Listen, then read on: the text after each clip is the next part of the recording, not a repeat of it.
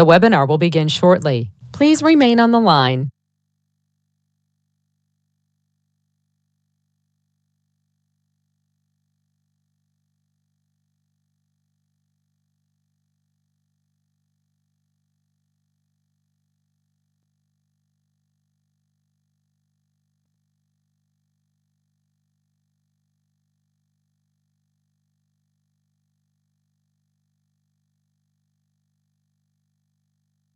The broadcast is now starting. All attendees are in listen-only mode. Hello and welcome to the Sunday, May 23rd budget retreat. We have all of council present, and we are going to have, we are led by our city manager, Don Tripp, our deputy city manager, Larry Dorr, and our assistant city manager, Chris Lindsay. Let's begin. Well, good Sunday to all of you. Good morning, and to all the folks in the community who are joining us today. Thank you for getting up and doing that. We have a very important meeting today. This is our budget retreat for looking at the 2021 budget and then taking the first look at the 2022 budget. Council members, thank you for your time this morning to do that. We have a presentation that our CFO, Deputy City Manager Larry Dorr, and our Assistant City Manager Chris Lindsay, who've already been introduced, also will be moving into in a second. I just want to make a couple of introductory comments. Given our circumstances a year ago today, we feel very fortunate as a community, and we thank you as a staff, council, for your leadership last year and some of the difficult decisions we had to make to defer and delay some things in terms of capital, freezing pay last year, being very concerned about filling positions became vacant. We ended up with 65 or so vacancies, I think, at the end of the year that were not filled. And of course, that was possible in part because our community was a bit shut down, but our community's opened back up. And we now move into a time where we need the staffing to handle that customer service in our facilities and our programs. People are anxious to have us get facilities open. And I tell people in the public, we're working very hard to do that. It's hard to find enough people right now to hire for some of these jobs. So that's a bit of a challenge, but people are really anxious. I heard a statistic last week that was very encouraging. In the state of Colorado, the springtime occupancy rates for vacationing facilities throughout the state is at an all-time record. In other words, people in our state really have a lot of pent-up demand to get out and recreate and travel. And people probably coming in from out of state. So we look very favorably upon the next year. We're cautiously optimistic. And so the information we have for you today is to that end, to try to find a way to continue to be diligent with the resources we have and prioritize those. So we're going to talk about those operating and capital budgets for 21 and 22. Of course, we're in the middle of 21, so we have some updated information we'll start with, and then we'll talk about 22. I do want to clarify that there is good help coming from the federal government in the way of federal stimulus through the ARPA program. We won't be talking about that in a large measure today. We're really focusing on these capital and operating budgets in the current because we're not under the real time pressure under the ARPA because as Chris may explain later on, we have actually 4 years to spend that money. So we want to be diligent with our current service levels and make sure that we're in good shape to serve our community moving ahead. So thank you very much again for your time. We look forward to providing you information, and most of this will happen with Larry and Chris. I'll be here to support them, and I would appreciate, I'd appreciate you guys going ahead and getting started now. Thank you, Don. Good morning, everyone. We appreciate you being here early on a Sunday morning, and we'll hop right in for you. So we've shared the agenda and the PowerPoint slides, but just briefly, we want to start with discussion of where we ended 2020, the financial results for 2020. We want to begin to offer some projections for where we think the rest of the year for 2021 will be.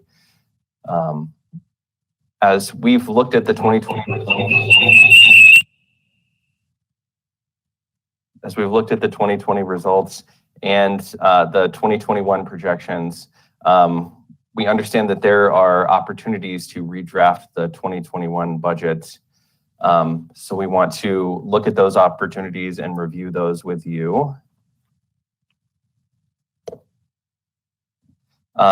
We want to talk about some initial direction for 2022 and the budget that staff is beginning to work on right now.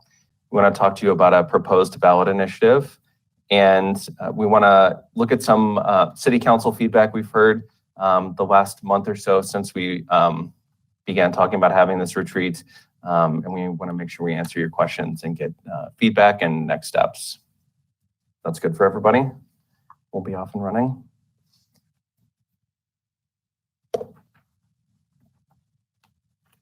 So as we talk about 2020 financial results, really the easiest way to look at our 2020 financial results is to look at initial carryover calculations.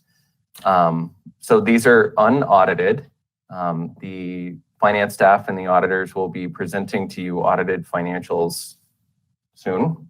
So these are unaudited. Until that point in time, they're estimates. I just want to make sure I make that clear.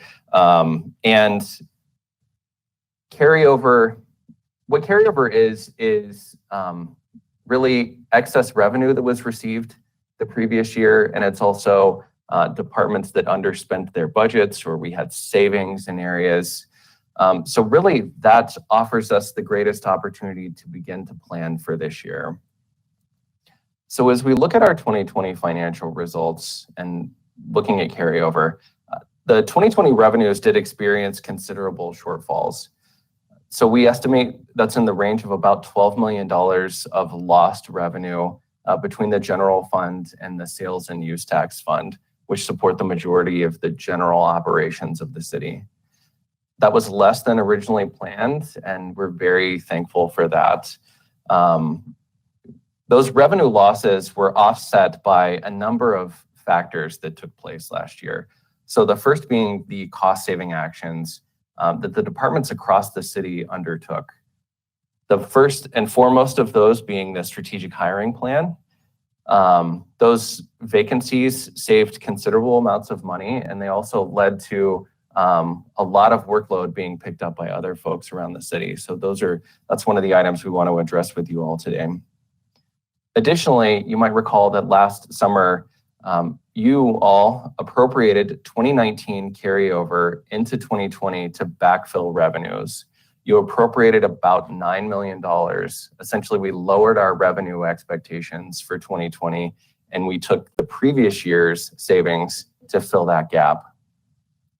Lastly, the city received significant CARES funds, or the Coronavirus Relief Fund funds last year from both of the counties, and that allowed us to utilize those funds to pay for expenses that otherwise would have been paid for by the general fund. So without those funds, the plexiglass that's in here, the technology, masks and PPE, those would have been picked up by the general fund. So all of those factors resulted in ultimately $6.9 million in savings and unrestricted savings across the general fund and the sales and use tax fund. That's a really significant amount, and it lets us begin to plan for this year. And I just want to make sure it's clear that's less than the amount that was carried over from the previous year that we used to backfill. And if it wasn't for those cost-saving actions that the city undertook, we would have been looking at a major deficit there. The recommendation from staff today is that we utilize that unrestricted carryover to reduce or eliminate the use of reserves in 2021. So when council adopted the 2021 budget, that included an estimated use of reserves of $5.3 million. And per the strategic plan and looking at reserves, we want to take a chunk of those carryover funds, reduce the use of reserves, and essentially put that back.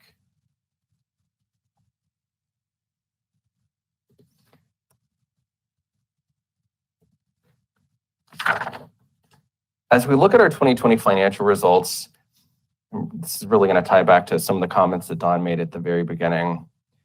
The city fell behind in some areas of emphasis. So the 2019 and 2020 budget was adopted with 3 areas of emphasis around financial sustainability, infrastructure, and employees. And I think as we've seen over the last year, financial sustainability also includes economic growth and vitality for the city. So these are areas that we clearly took several steps back in during the pandemic over the last 14 or 15 months. These are the areas that we're looking at to focus on for the remainder of 2021 and as we program and develop the budget for 2022.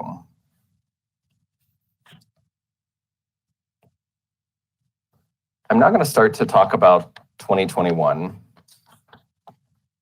And you all are going to, have a financial report for April that's on the agenda for tomorrow evening. And I've pulled directly from that a graph and some information from the sales and use tax fund. And I've highlighted those bars that are on the left, really to identify the gap, not the gap, the positive gap we're seeing. How about that? Actual revenues in the sales and use tax fund are far exceeding the budgeted projections we had in the sales and use tax fund. So there's a number of reasons for that, but first and foremost, the economy is opening back up. Folks are out, folks are spending, and they're spending greater than initially planned. So sales tax receipts are up 6.6% from the same time period a year ago. And on a year-to-date basis, those top 25 shopping centers that you see in that monthly report also, we're seeing those are up 6%. Again, this continues to offer us opportunities as we look at services for the remainder of the year to meet service level expectations and customer service expectations of our residents. And also, as we look at the strategic plan goals, to make sure we're working towards those items that are in the strategic plan. This is information from the April financial report. So these are actuals, they've already happened. What I'm going to show you next is a set of projections that our staff has undertaken. So every month we take the monthly financials on a much more granular level, and we look at every revenue account across the city, and we update a year-end projection for where financials are going to end. So the same grouping of funds, the general fund and the sales and use tax fund, we want to highlight for you all today. And there's a lot of information on this slide, but let me explain the chart to you. So this is where we estimate that the city's revenues for general fund and sales and use tax will be at the end of 2021, so December 31st. The year-end projection, the left part of each of those scenarios, that's the total revenue that's received. And the year-end budget to actual variance, that's how much we project will be over expectation. Revenues will exceed the budgeted revenues for those two funds. And we have three different scenarios. I think staff is really focused on the baseline, but looking at both a low scenario and a high scenario offers a good range of where we believe the city will be at the end of the year. Again, these are projections. We do, I think, a really good job looking at a number of line items and revenue lines across the city. But it's very difficult to project what things will happen. And this has been such a moving and dynamic environment over the last year that I think we've learned a lot. If I could identify a couple of notes in here as we look through. So based on these, it's pretty clear that we believe the budgeted amounts for the general fund and the sales and use tax fund are conservative, and revenues will outperform overall compared to the budget. Much of this is attributable to sales and use taxes, as we talked about on the previous slide, as they are the biggest piece of the general fund revenue pie. And small changes in our sales and use tax collections have a much bigger impact because of how big of the pie they are. So non-sales and use tax revenues are projected to be down so far for the year. Not all of this is attributable to recreation fees. And I'm really excited to see we've got changes going on there. We look at those on a bi-weekly basis with our revenue staff. And recreation fees are improving at the moment. Additionally, we look at accommodations tax. That's another one that has seen a big hit over the last year. And our accommodations tax is showing signs of improvement and will likely outperform compared to budget throughout the remainder of the year. However, a number of other non-sales and use tax items, such as traffic fines, are considerably down so far, and we continue to monitor those month by month. Taking all those into consideration, we believe that we can expect to see anywhere from 2.4 on the low end to $9.4 million on the high end of additional general fund and sales and use tax revenue throughout the year, and really starting out with a baseline of about $5.9 million. With all of that in mind, we recommend that we increase our 2021 operations and capital budgets by up to $5 million and plan for another possible $3 million of expenses this year.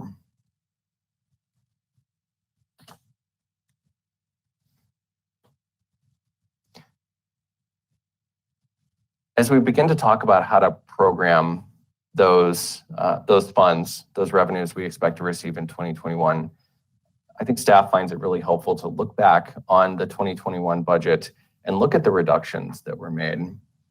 So on the left-hand side of the slide are a number of the service level reductions that were taken in the 2021 budget that are really seeing, that customers are seeing the impacts of those reductions. On the right-hand side are a number of other areas that have seen reductions in 2021. So the strategic hiring plan that Don mentioned earlier, we've reduced training and travel. We've reduced a number of operating lines. The impact to capital is seen in the transfer from our sales and use tax to our capital fund. That was reduced in 2021. And then additionally, the projected use of our reserves of $5.3 million that I mentioned earlier. All of those are the reductions we use to balance based on lower revenue expectations that we want to begin to look at with you today to see where do we attack to re-emphasize some of these service level areas, again, to meet expectations and begin to work back on the strategic plan. I'm going to pause here. At this point, if there's any questions by any member of council, please feel free to ask Assistant City Manager Lindsay. Signify with your lights. Mayor Pro Tem DeMont. Thank you, Madam Mayor. Thank you, Mr. Lindsay, for the information. I have a couple of quick questions for you. And if you don't know the answer off the top of your head, maybe you guys could just get back to me. So when we're looking at the money that's going to go to make the reserve whole, does that actually make it whole, or how much? I'm trying to remember how much we took out of the reserve. Would that completely refill that bucket, so to speak? So 5.3 million would make it whole. Staff is still looking at what is an appropriate amount to have in that reserve. We've been on the high end of the reserve policy, and I think this past year has been a learning opportunity for how much reserves are needed. So we want to take a look at that over the coming months as we bring back an appropriation in these areas and come back with a recommendation for a solid reserve level to have. But $5.3 million would bring it back to where it was pre-COVID. And with that, and I'm happy to hear that, but I'm curious too, with the economy looking like maybe it might start trending downwards, like how is that playing into, that conversation? And maybe that's more of a long-term question, but I'm just curious. We're starting to see the cost of just about everything really go up as the effects of, the last 14 months of COVID really depleting our supply chain. You're starting to really see us get hit with that. Like gas, for instance, is now starting to go up, and that's, we're starting to see that at shelf. So I'm just kind of curious how that all plays in when you have that reserve conversation. Thank you, Mayor Pro Tem. If I may, I'm Larry Dorr, Chief Financial Officer and Deputy City Manager. I wanted to address a couple of things related to your questions. First, I just want to make clear for our community and for the Mayor Pro Tem and City Council that on December 31st, as of this past 2020, our city did not need to use any of its general reserves or any of its revenue stabilization reserves. We were able to bridge the gap through our 2019 carryover. So our reserves are 100% whole as of this past December 31st. what Mr. Lindsay was describing is for 2021, the budget that's approved that we're operating under does have a use of reserves of somewhere onward of 5 million, as described here a moment ago. But we carried over again, because we didn't use all of the 2019 carryover, we still have funds on hand to fill that gap as well. So our city's really doing well at this point. But as you described, we're going to talk about here in a moment some of the challenges for labor, obviously in the environment. You mentioned gasoline and many other increasing costs. So we've got to look at this from both sides. While we just described a moment ago our encouragement is in bookings and reservations for holidays and travel and summer activities and lodging and dining and entertainment, all of those sectors are just booming. But we do need to have a careful eye for cost containment as well. So we'll be talking about a few of those as we go forward. But all in all, very, very encouraging signs in the economy in our city. So thank you. Yeah, thank you for that answer. The other question that I have is around revenue being up versus prior year. And so like even in my industry, this is something we're looking at, but it's really hard versus a typical cycle because typically prior year you weren't in a pandemic. So do we know how that rates pre-pandemic with those sales and like how close are they to pre-pandemic as far as tax revenue? Thank you for the question. If I may, Mr. Lindsay, you know, we've looked at our revenues at levels we've never examined them before, particularly in sales tax. Even recall that we had those months of panic buying in our city where grocery store shelves were emptying and we saw double-digit percentage increases at some of our major big box grocers and retailers in our city. And, you know, that was the month of March, and we've had to compare that to this March, and we compared to the prior February. So I'd be hesitant to say year-to-date versus year-to-date, although that's in our financial reports. Mr. Lindsay just showed that.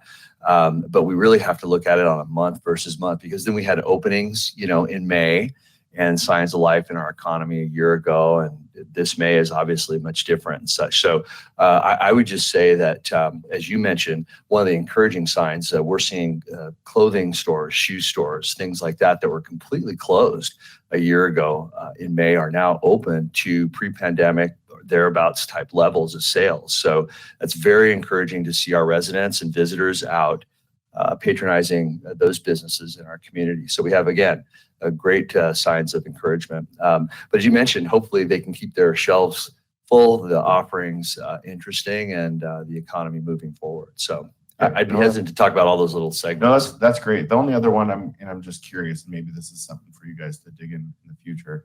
I think that one of the things that's interesting coming out of the pandemic is commercial use of buildings. So like work and stuff, like for my employer and many employers, they've went to a hybrid model where they're not going to do, you know, full-time office.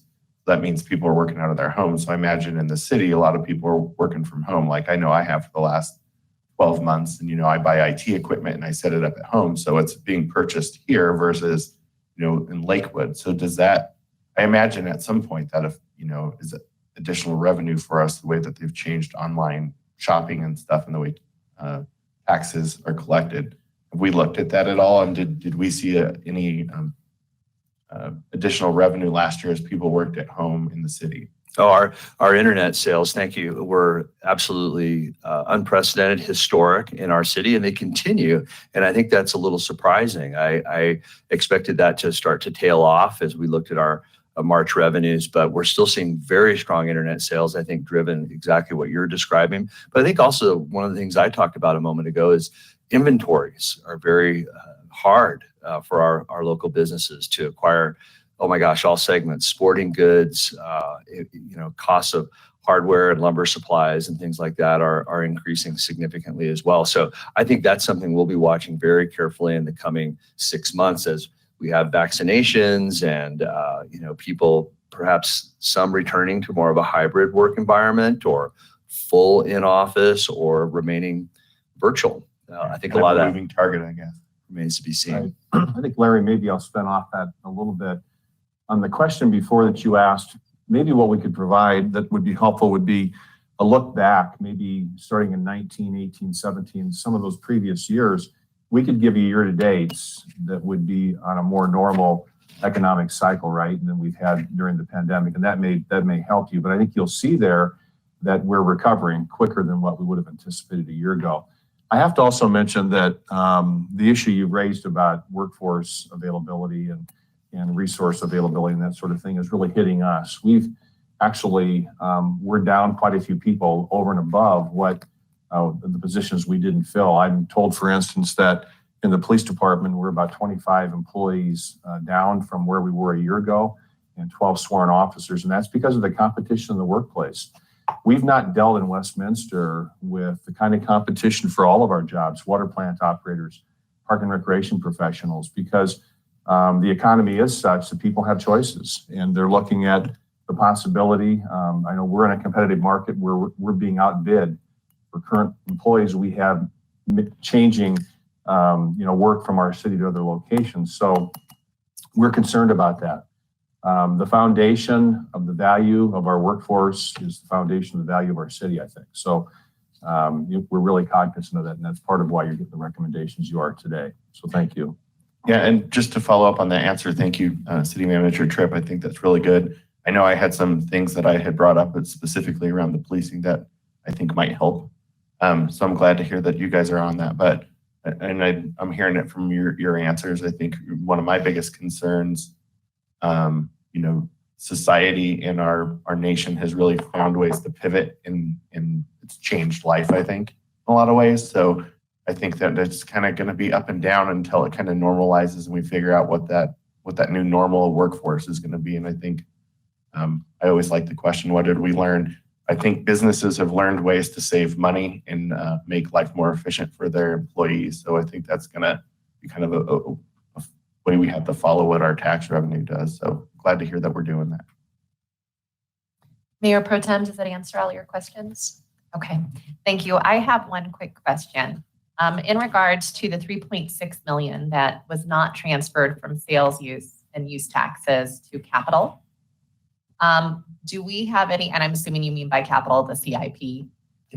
Okay, so I just wanted to see if we have any idea how construction costs have gone up. Is there an index for that? We just recently had to change an EDA because of how significantly construction costs have gone up. So I'd like to understand the full costs of deferring that into the future.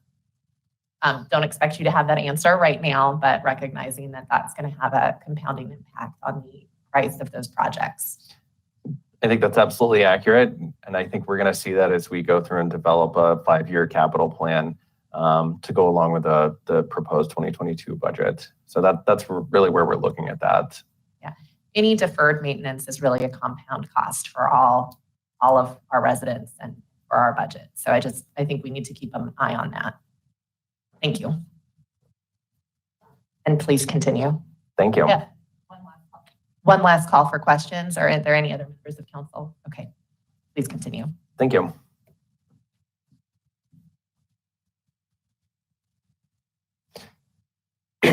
So we've discussed 2020 results, 2021 year-to-date revenues, and then some projections for the rest of 2021. Now we want to talk about opportunities to utilize that funding and some recommendations from your staff this morning.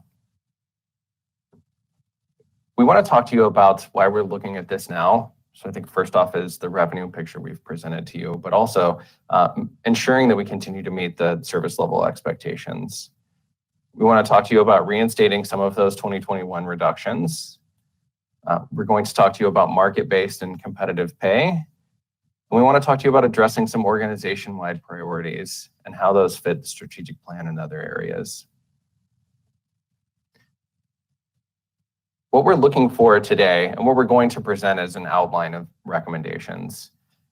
Staff is going to take your feedback and we'll come back at a later point in time with a supplemental appropriation and, if needed, amended pay plans or other documents to put into action those recommendations and any feedback today.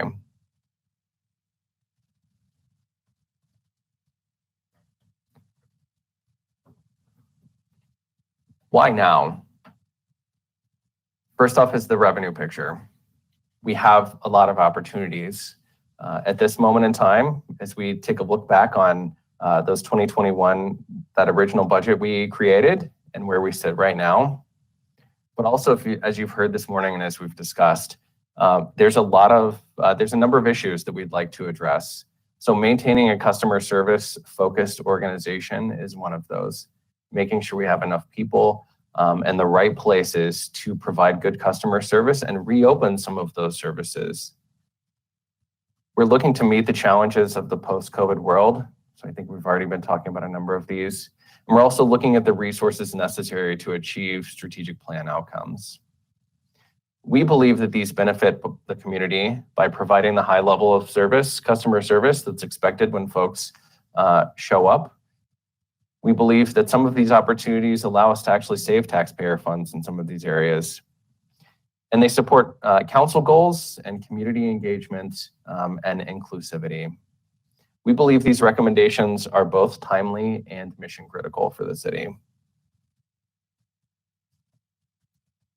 And right now, I'm going to turn it over to Dee Martin, the Director of Human Resources, to talk about competitive pay.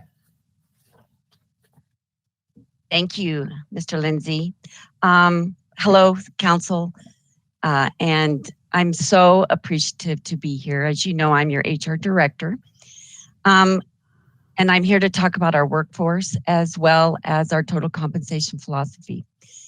Yesterday, when I was driving around our city, just to take a step back, I saw our residents working and playing and thriving. I saw our children playing soccer. I saw people enjoying our parks, walking around Stanley Lake, which is where I live. And I was full of pride. Pride for this most amazing community. I've lived here 30 years, raised my daughter here who went to Jefferson Academy, was on our youth advisory panel. My husband owns a business. So this is my community, as I know it's your community. And I'm so thankful to you for your work and your stewardship. To best serve this extraordinary place, our role in HR, as well as my colleagues, our executive directors, our department heads, our division managers, our supervisors, is to facilitate the organization being an employer of choice, to hire and retain top talent who have been the heart of public servants and who want to provide superior service to our residents. As part of this, we've adopted a total compensation philosophy that's been in place for many years. This has helped us remain an employer of choice in this region. And it's based on three foundational elements: to provide market-based pay, to provide well-rounded benefits, and to provide a quality work environment. All three of these pillars are required to ensure the stability and quality of our workforce, whose aim is to go over and above in serving this community. Market-based pay for Westminster is to pay the mean of our comparison cities and jurisdictions who we believe are current competitors for top talent. Those organizations are Arvada, Aurora, Boulder, Broomfield, Denver, Fort Collins, Lakewood, Longmont, and Thornton, along with associated districts such as fire districts, recreation districts, water, wastewater, library districts, etc. Well-rounded benefits means that it provides for the basic needs of our employees and their families: healthcare, dental, mental health support, as well as insurances, retirement, and employee development and training. And last is the quality work environment. And I believe Larry and Chris will be touching on that some, but it's based on a culture of our mission, vision, and values. Being mindful of appropriate staffing, providing equipment, tools, training, and development so that our employees can get their work done. I say this with a huge caveat, and that is that we must be fiscally responsible. We're here to serve the community and not to serve ourselves. But we truly believe that to serve our community, that the right philosophy has been and will remain to be a responsive employer with sound market-based total compensation philosophy. So Chris, the next slide. Specifically, my aim today is to talk a little bit about pay within our total compensation philosophy. Again, that's the mean. We don't want to drive the market, but we also don't want to lag behind.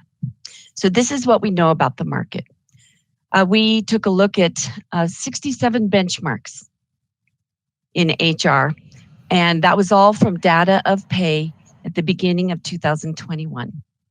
What we saw with those benchmarks is that it was absolutely the right thing to do to freeze pay for most classifications, aside from those in our CBA and our police force.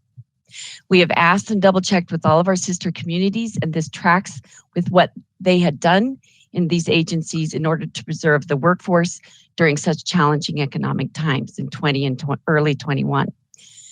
Now we're taking a look at what's happening late Q1 and into Q2. Again, we took a look at 67 benchmarks.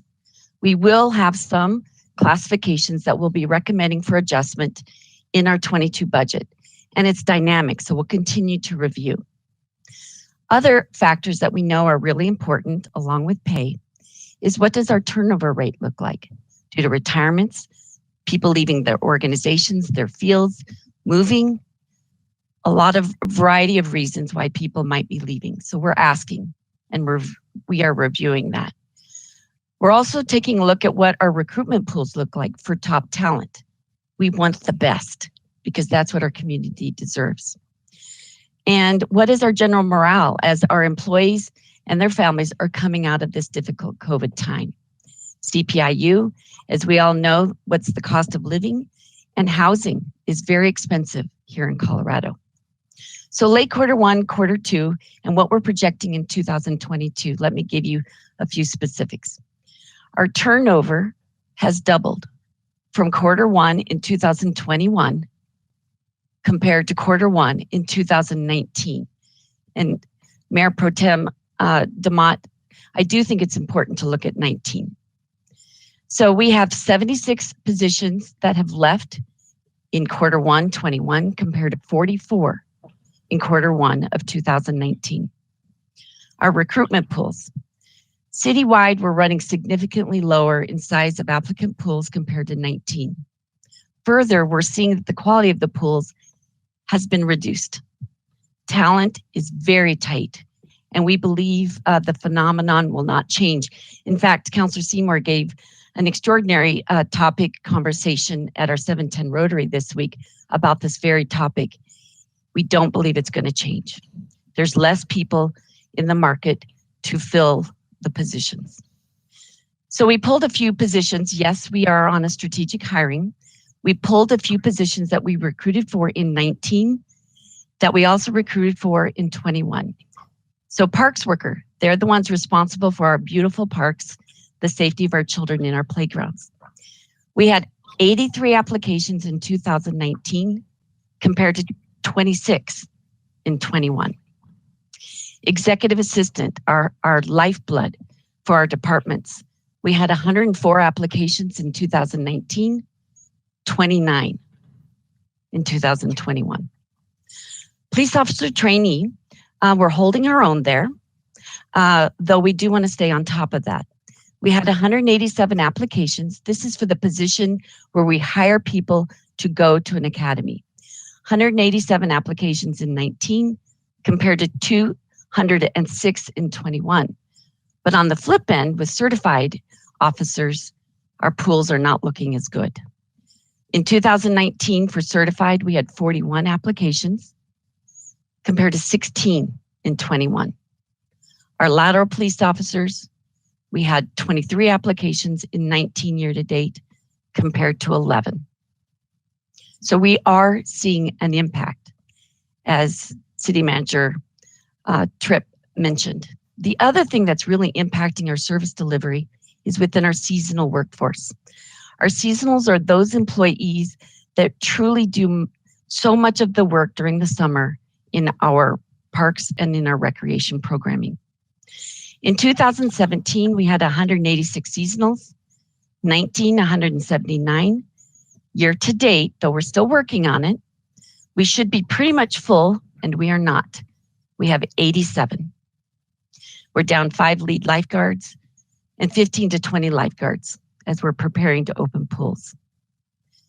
So in response to this, we gave a $2 pay increase to our seasonal pay plan. and to some of our hourly positions. We hope that this will help. That just occurred here in late Q1. So we're watching very closely what our counterparts are doing.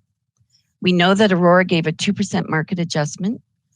Broomfield approved a 3% merit pool adjustment at the end of April.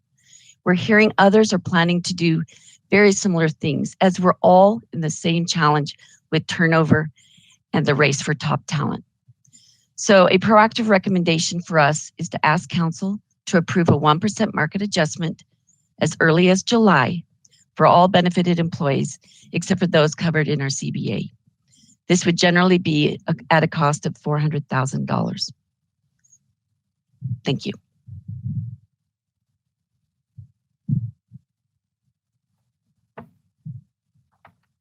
Thank you, Ms. Martin. As we continue talking about 2021 opportunities as we redraft the budget, we take a look back at that list of service level reductions, and there's some very key ones we would like to highlight and recommend reinstating in 2021. So we recommend reinstating the unbudgeted positions, those that are in the strategic hiring plan and budget was not appropriated for them in 2021. We'd like to recommend reinstating employee development for training and travel. We recommend reinstating a number of 2021 reductions that took place in the Parks, Recreation, and Libraries department, And we would also like to release an additional vacancy savings that the Parks, Recreation, and Libraries department undertook in 2021 as a cost-saving measure. There's a number of department directors that are available this morning to speak to these items, but I would like to offer an opportunity for Parks, Recreation, and Libraries Director Jason Genk to come on and talk about the impact of these reductions and the impact of reinstating these reductions in 2021. Thank you, Chris, and good morning, Council. It's a pleasure to be with you here this morning. The adjustments that were made in Parks, Recreation, Libraries, I certainly stand behind them. They were the right thing to do for a variety of reasons. Certainly for the contributing to the sustainability of our long-term budget and resources across the city. Also, keeping in mind that when we put this budget together, we really didn't know for certain what the trends were going to be, what the usage was going to be in folks in Parks and Recreation, Libraries related activities, pandemic related, certainly, and wondering where that consumer and patron confidence was going to be during and post pandemic. And we've been learning along the way. We've really been learning along the way, and I've certainly been proud of the citywide work that's been done, and proud of the department work that's been done in this particular area. And of course, while we've had these reductions, what that has impacted is, as you are aware, the ability for us to return to our target hours of operations, our target activities, those types of things. For just some key examples, we've had to reduce significant swim access hours at our pools, and in fact, reducing them slightly even more to run our outdoor seasonal pool, which has been very popular, Countryside, here very, very soon. Other types of recreation facilities, library facilities have all been impacted as far as reducing hours. Now, the ability to restore these areas is important because while this won't happen immediately as far as if we decide to restore, which we certainly would appreciate, the pipeline to rehire staff is certainly kind of clogged right now from the standpoint of wanting to hire so many staff across the city. With that being said, the sooner we make this decision, the sooner we can start to look more significantly at restoring services. So I greatly appreciate the opportunity, Chris, to talk for a few minutes. Council, thank you again also for the opportunity and for your support getting through a very, very challenging period of time. Thank you. Thank you, Mr. Genk. I would also open it up for Deputy Police Chief Todd Reeves, if you want to discuss the impact of some of these reductions on the police department. Thank you, Chris, and good morning, Council. Todd Reeves, Deputy Police Chief. I appreciate this opportunity this morning. So, as you heard in the police department, we have several vacancies and the difficulty of trying to bring in good recruits without lowering our standards or bringing in possibilities. So, we've kind of grown in a way, focused on our body camera program and getting some of these civilian positions filled up. And what we're trying to really focus on is that balanced hiring. We can only train so much when we bring those people on. And to this point, the difficulty of struggling with the administrative staff that's able to keep up with that sworn staff and that balance is sometimes a little bit fragile, in making certain that we can still continue to do the things behind the scenes as well as that outward reach. Some of the things that have really that we've noticed is, there has been a slight change in calls for service, where we're looking at more of the mental health calls for service and really trying to bring in a lot more training for the police officers. So the balance for us has been really, how do we holistically get good training to the officers, yet keep things staffed out on the road, as well as that balance behind the scenes with the administrative staff trying to keep up with that. So as a whole, the police department moving forward, a lot of those vacancies are incredibly vital to our success and what things we can do. So I do appreciate that opportunity, and I think we've got a challenge ahead of us in trying to understand the availability for police officers, and we've certainly been in a lot of discussions to figure out how best to approach that. Thank you, Chris. Thank you, Chief Reeves.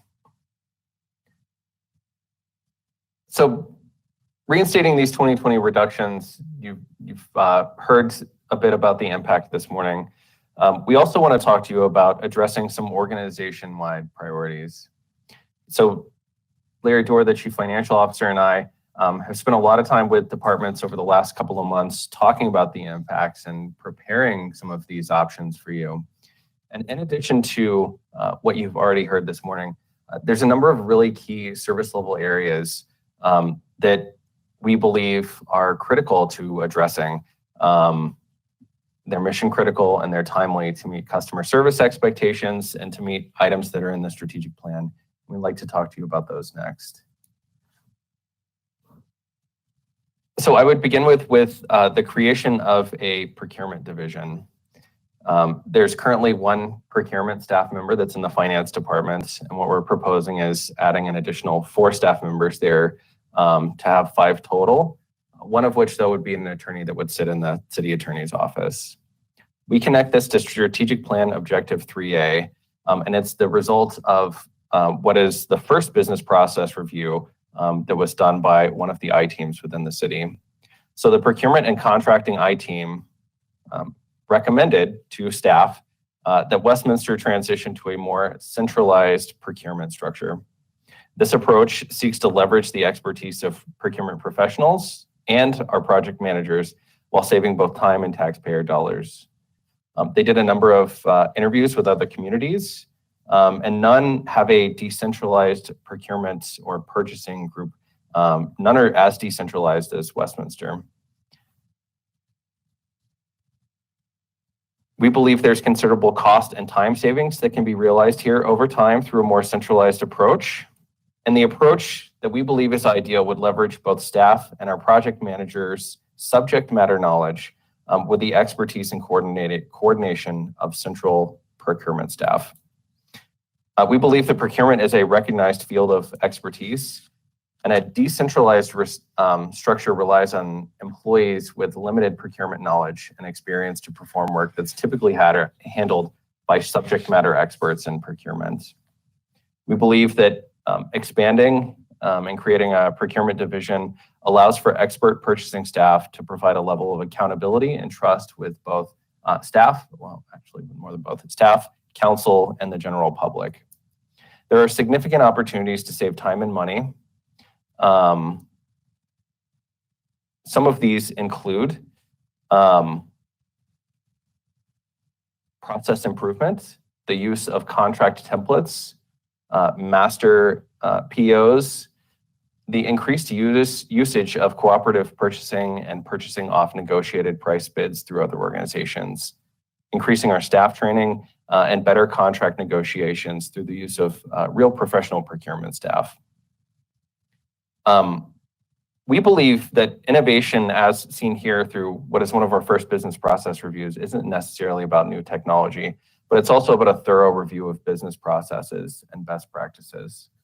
So that's a bit of information on the procurement division. We also believe there's a need for recruitment and a recruiter within our HR department to bring in inclusive recruitment practices, but also focus on filling a number of these vacancies that you've heard us talk about this morning. There's a need for an outreach coordinator to address diversity, equity, and inclusion and the language access plan, both internally and externally. There's a need for a community engagement and a community response staff member. We believe that both of these two address strategic plan objectives that are strategic plan goals 1 and 2 that are in your strategic plan. There's a network administrator to fill a critical gap in our network team and provide needed mission critical redundancy for our network engineer as we place more stress on our network than really any time in recent history. We've also included here an AV council production team, and this ties to strategic plan objective 1A. Really a silver lining of the impacts of COVID has been the opportunity to offer more ways for the public to engage with City Council. Putting resources towards this in a sustainable, accessible way is critical. The information technology department in the city do not have the technical support staff or the expertise to really take this to the next level. In the immediate short term, we anticipate these needs being filled by a professional audio video vendor, excuse me. Steps are already underway to accomplish this and support council meetings and boards and commission meetings. In the long term, we have a desire to bring the skill set in-house with a production team to handle technology, audio, visual, and communication matters to ensure ADA compliance, multilingual capabilities, and the continued success of the live stream of meetings. Our IT director, Emily Littlejohn, is available to discuss those needs this morning, and much of our staff is available this morning to talk about these. In addition to the ones on this slide, we've got a number of other really organization-wide priorities. A facility security analyst is something that city staff internally and our facilities security task force has been working towards over really the past 1.5, 2 years. A physical security specialist is critical to assisting us in securing our buildings and assuring training and safety of staff and visitors from the community as they come into our buildings. Another organization-wide priority is the hiring of a contract federal lobbyist. We believe this meets strategic plan objectives 4A and 4B to bring in new and different revenues, especially those from the federal government, and really work on relationship building and continuing to see some of the success staff has had in recent weeks. We have been lucky enough to have Congressman Perlmutter include a submission in his earmark request for the city of Westminster in a project that we've proposed. And it's really critical that we continue to push this because there's no guarantee that funding will happen for that project. We would like to address the pension vesting period with the city. And really this revolves around market-driven benefits and continuing to recruit great employees. Currently, there's a 22-month waiting period before any employer contributions take place within our pension for our non-FPPA employees. And after 22 months, then all those contributions that take place are 100% vested. The market looks incredibly different when we do a market survey for a vesting period and contribution timelines. It looks more like immediate contributions, but they also happen on something like a 5-year vesting schedule. I think many of us are familiar with a 5-year vesting schedule, typically 20% a year, and you forfeit part of that if you leave before it's fully vested. We would like to close a gap there in what we believe is a gap to recruiting great employees, continuing to recruit great employees. We would like to increase salaries for our hourly and seasonal pay plan, and some of this is already taking place. We believe that $2 an hour for the entire seasonal pay plan and some identified positions in the hourly and non-benefited pay plan is absolutely critical to paying market and meeting service level expectations. Our HR director discussed a number of these items earlier, and this really seeks to address the pain point we have with filling some of these positions and making sure we have solid hiring pools. Additionally, there's a number of smaller needs of things like partial FTEs and making permanent some temporaries that are in our human resources department, our police department, utility billing that's in finance, and our city attorney's office. We believe that these items are critical to addressing service level expectations and the strategic plan and continuing to provide excellent services to the residents and the businesses of the city of Westminster. Thank you, Mr. Lindsay. At this point, I'd like to see if there's any questions from any of my colleagues.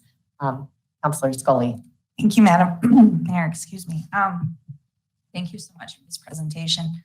Sorry, I guess I haven't spoken yet this morning.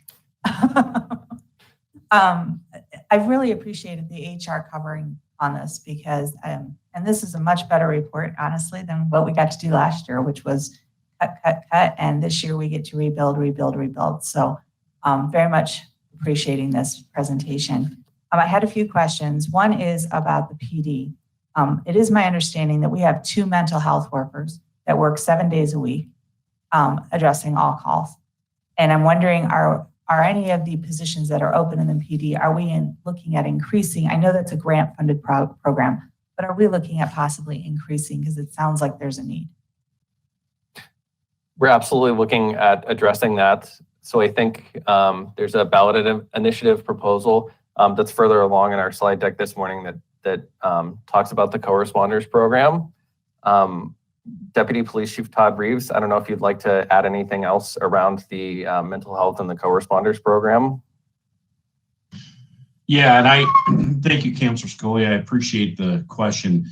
It is certainly a priority of ours and a goal as we've recognized not only the great benefit that we've received from this program, but also the need in the community. There is the same struggle with the community engagement part of that, meaning that the mental health workers and the development of these co-responder programs are starting to sort of catch fire, if you will, and the availability of those individuals is becoming more difficult. On top of that, I don't know, and I haven't had the robust conversations. I have fought with myself very much so on whether these should become city employees or whether we continue to look at contracting these from professional organizations. So there's a lot that I'm still internally struggling with on what is best for this program and where it goes, but have certainly had many robust conversations around that. Thank you, Deputy Chief Reeves. I do know that you're leading the way on this, and I appreciate your work on it. I also have some questions for Director D. Martin on our HR, and I actually have quite a few questions. I understand that we had a rough year with people leaving our organization. I think that was true everywhere, to be perfectly honest, and that we didn't backfill some of those positions. I was very pleased to see the DEI position added to the costs. And one of my questions is when you're talking DEI and LAP, are you talking 2 different positions, or is that one person that would cover both positions? I believe, thank you, Councillor Scully. I believe that the intent would be to hire one person initially that will cover the DE&I as well as the LAP work. That certainly may grow down the road, but we have committees that are working on this very robustly already at this point. And so it's that person that will help sort of focalize all of the work that's being done. Okay, thank you. I appreciate that. Well, one more question on that. Is that a common strategy used best practice across the United States, or is that something that we kind of came up with uniquely? Are we going to be setting precedent here, or what is the strategy here? Yes, that's very common to have whole committees that are doing this work citywide, because that's essential. But to have one person that again helps really drive that, just like our sustainability officer really drives all of that work and helps make sure that we're getting our tasks done. Okay, thank you. And then on the network administrator, you said that we had a gap there. Is it that we had someone leave, or is it that we just have recently discovered that we need to fill, we have an area that's not being covered, or I was just curious. I would offer Councilor Kelly, this is Emily Littlejohn jumping ahead of Chris here. I'm happy to answer that question. It's nice to see everybody this morning. So that's a gap that has always existed. We have a very small core network team. We have our senior telco administrator, we have a network technician, and then we have our network engineer. And I will say over the past decade, our network infrastructure has grown significantly. And we're at a point where if we would like to be able to continue to sustain it in a really responsible way and have redundancy for that network engineer, this is a position that we would need to fill. Okay, thank you. I'm sorry, I seem to be bouncing around. I need to go back to, thank you very much, Director Emily Littlejohn. Now I need to go back to Director D. Martin. I had a question on what is our hourly pay for our seasonal workers? Excuse me, I will look that up and I'll put that in the chat. I believe it varies. We did add $2 per hour, and I will take a look at that and we'll get that information to you this morning. Thank you very much. And then you said that you're asking for a 1% adjustment, which I think is more than fair. Last year was hard. I know that we froze salaries. I believe we froze salaries, correct? For 21, yeah. And when you freeze a salary for a year, it truly impacts the base salary that goes forth, because that's compounded over time. So I'm very much in support of a 1% adjustment for our employees. I wish it were a little higher, but I get it. Is that 1% adjustment, then would they also additionally be eligible for raises this year? Like, we won't be freezing salaries for a second year. We'll be moving forward and we'll be able to award performance increases as well as cost of living. The 1% would be for 2021, if council approves that. And that would be for, again, all of our benefited staff, other than those covered in our CBA. The employees to move through their ranges will kick back in the beginning, January of 2022. We believe that if you start the increases, step increases, et cetera, halfway through the year, you're going to have some significant pay equity issues. And so we are proposing that we start that in January of 2022 with step increases, merit increases, et cetera. The 1% would be across the board as a market adjustment. So that would indicate that, and I may be misinterpreting, that there would be a loss of increase for 2 years going. So it would be, they lost in 2020 and they lost in 2021. So our employees actually did receive pay increases in 20. It's 21 that we froze.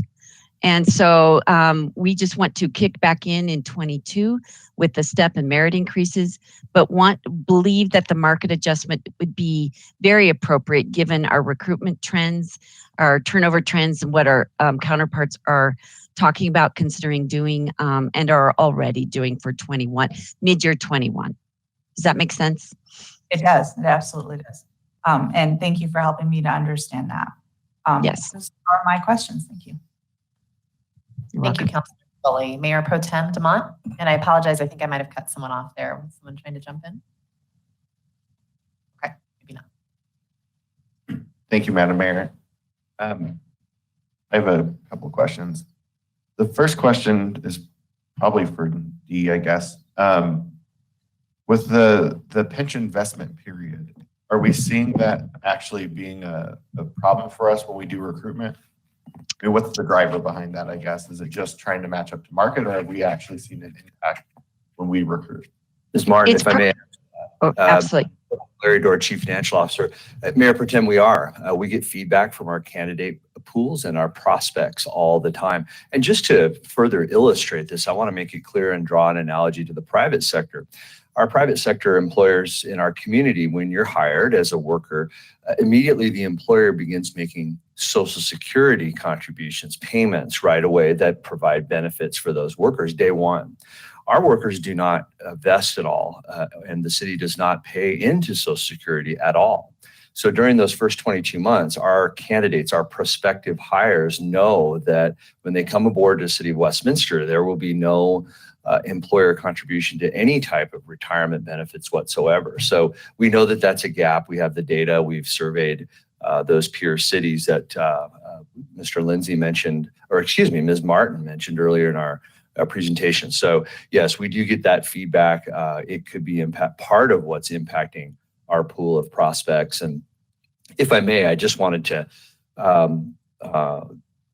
describe that we will later in the presentation have some discussion of 2022 and hiring and wage costs and other initiatives. So I'll just ask, we're going to really focus on where we are for 21 and perhaps revising our budget for this year. But yes, Mayor Pro Tem, we are getting that, and we know that we are in a little bit of an outlier there. And I know that this is a legacy choice, a historic choice that's worked for our city for a number of years, but we think it's time for a change there. No, great. That's really good context, I think, so people understand that we don't do Social Security, because if you don't understand that, I think it's confusing. So I appreciate you making that a discussion point on that. A couple other questions I have. The network administrator at 150,000, call it my, being an IT guy, I'm just curious about that. Is that full compensation cost? So like everything all in, is that why that number is at 150? Yes, all of the numbers that we've presented here are all-in costs, or okay, great, full transparency there. Great, thank you very much. Then I had a couple other quick questions around the pay raises and some of the stuff around policing. I am, and I've brought it up before, pretty concerned. And I know that in policing, we're dealing with a variety of issues, from impacts of, just what we've seen in society, some of the bills like 217, where people are just deciding they don't want to be in that career anymore. But there's other impacts too, I think, across the board in different municipalities, including our own. And so when we look at this 1% pay increase, you even had some notes in here where some of neighboring cities were paying some additional monies to people to be policed there. So what are we looking at as far as that to try to make sure that we are attracting and retaining the best and the brightest in the police department? And additionally, I had sent a question in last year. I had asked about doing Medigap. I know that Thornton has done that for their police and fire. I'd like to figure out if at some point I could get my colleagues to support us looking at doing that. But I know that we would need to see the costs around that. So I know we brought it up last year, and I wanted to make that a discussion again this year. And I don't know if that's somewhere in your presentation or not. Figured it is. I seem to be jumping ahead of you guys, but I just want to make sure it seemed like an appropriate place to bring that whole conversation up, because, back to total compensation, as you know, that's all part of it. So, pay and benefits and the things that attract people to an employer. Thank you, Mayor Pro Tem. We've been mindful to those things and do have a bit of information coming a little bit later on. One thing mentioned earlier, I just want to make sure that it's clear. While yes, early in 2020, the workforce did have compensation increases. That was, of course, before the pandemic, and that choice was already made, and we committed to that and stuck to it. I do want to set forth, however, for 2021, our sworn police officers and our collective bargaining agreement, our commissioned firefighters, did receive raises during 2021 that were market-based, and council funded those. So those occurred. And this would be in addition to that. What was on the table described by Director Martin was that 1% increase would include those police officers as well. So we're being mindful of all of those inputs. And while we have some really great financial strength, we do have, as Chief Reeves described, some fragile areas that we want to attend to today with you. Thank you. Great, thank you. And lastly, I would thank Councilor Scully for continuing to push the mental health thing. I know this whole council really has a big heart for that area, and we see the impacts in our society. So I appreciate that this whole council has been an advocate of that. Thank you, Mayor Pro Tem. Next up, I have Councilor John Voles. Thank you, Madam Mayor. I have so most of my questions have been answered, but I have just a couple more, a couple quick ones. On the procurement division, I'm glad to see that came out of our innovation team. That's promising. Can you highlight why that's good for our community, kind of quality of life, why that's a good thing for us? Councilor Voles, thank you. I'd like to take that question. This is really about cutting red tape and getting more efficient and providing value, exceptional value as part of our mission.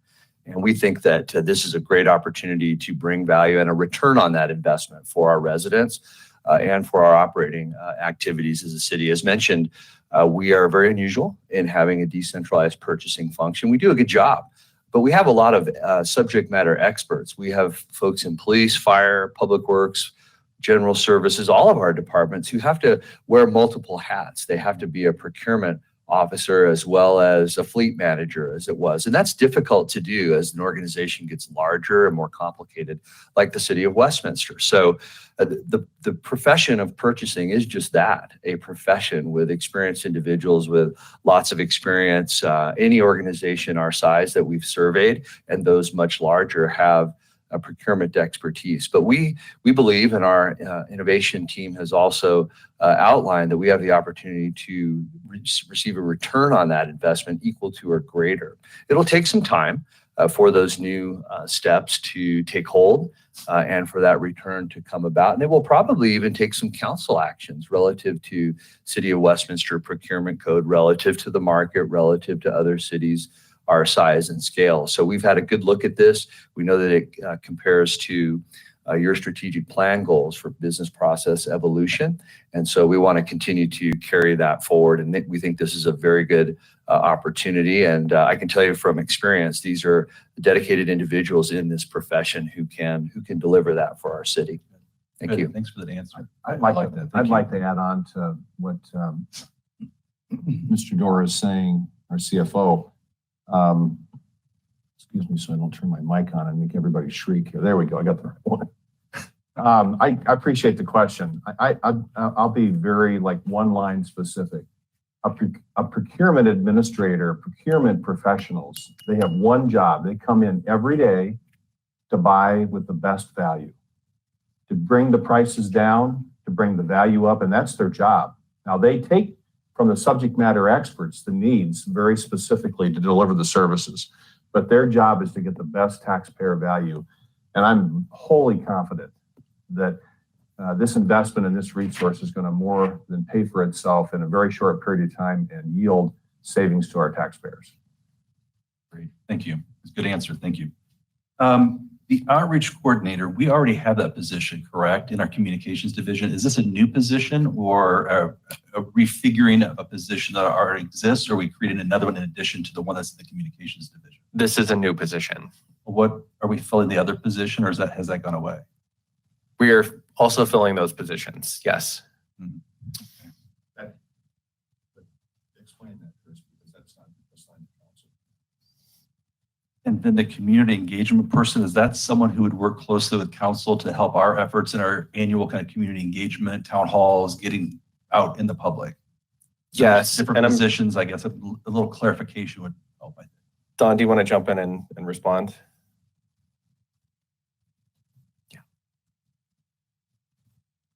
Yes, when we retooled our communications staffing last year, we were down 4 to 6 throughout most of the year. Right. That was absorbed within the Park and Recreation Libraries Department and had other responsibilities assigned to it. We, during the course of the year, we used our assistant to the city manager for some of that work throughout the year. And what we're wanting to do is to reinstate that permanent commitment to that outreach and communications person that wholly serves council, but beyond that, really looks at our outreach program in terms of all public policy.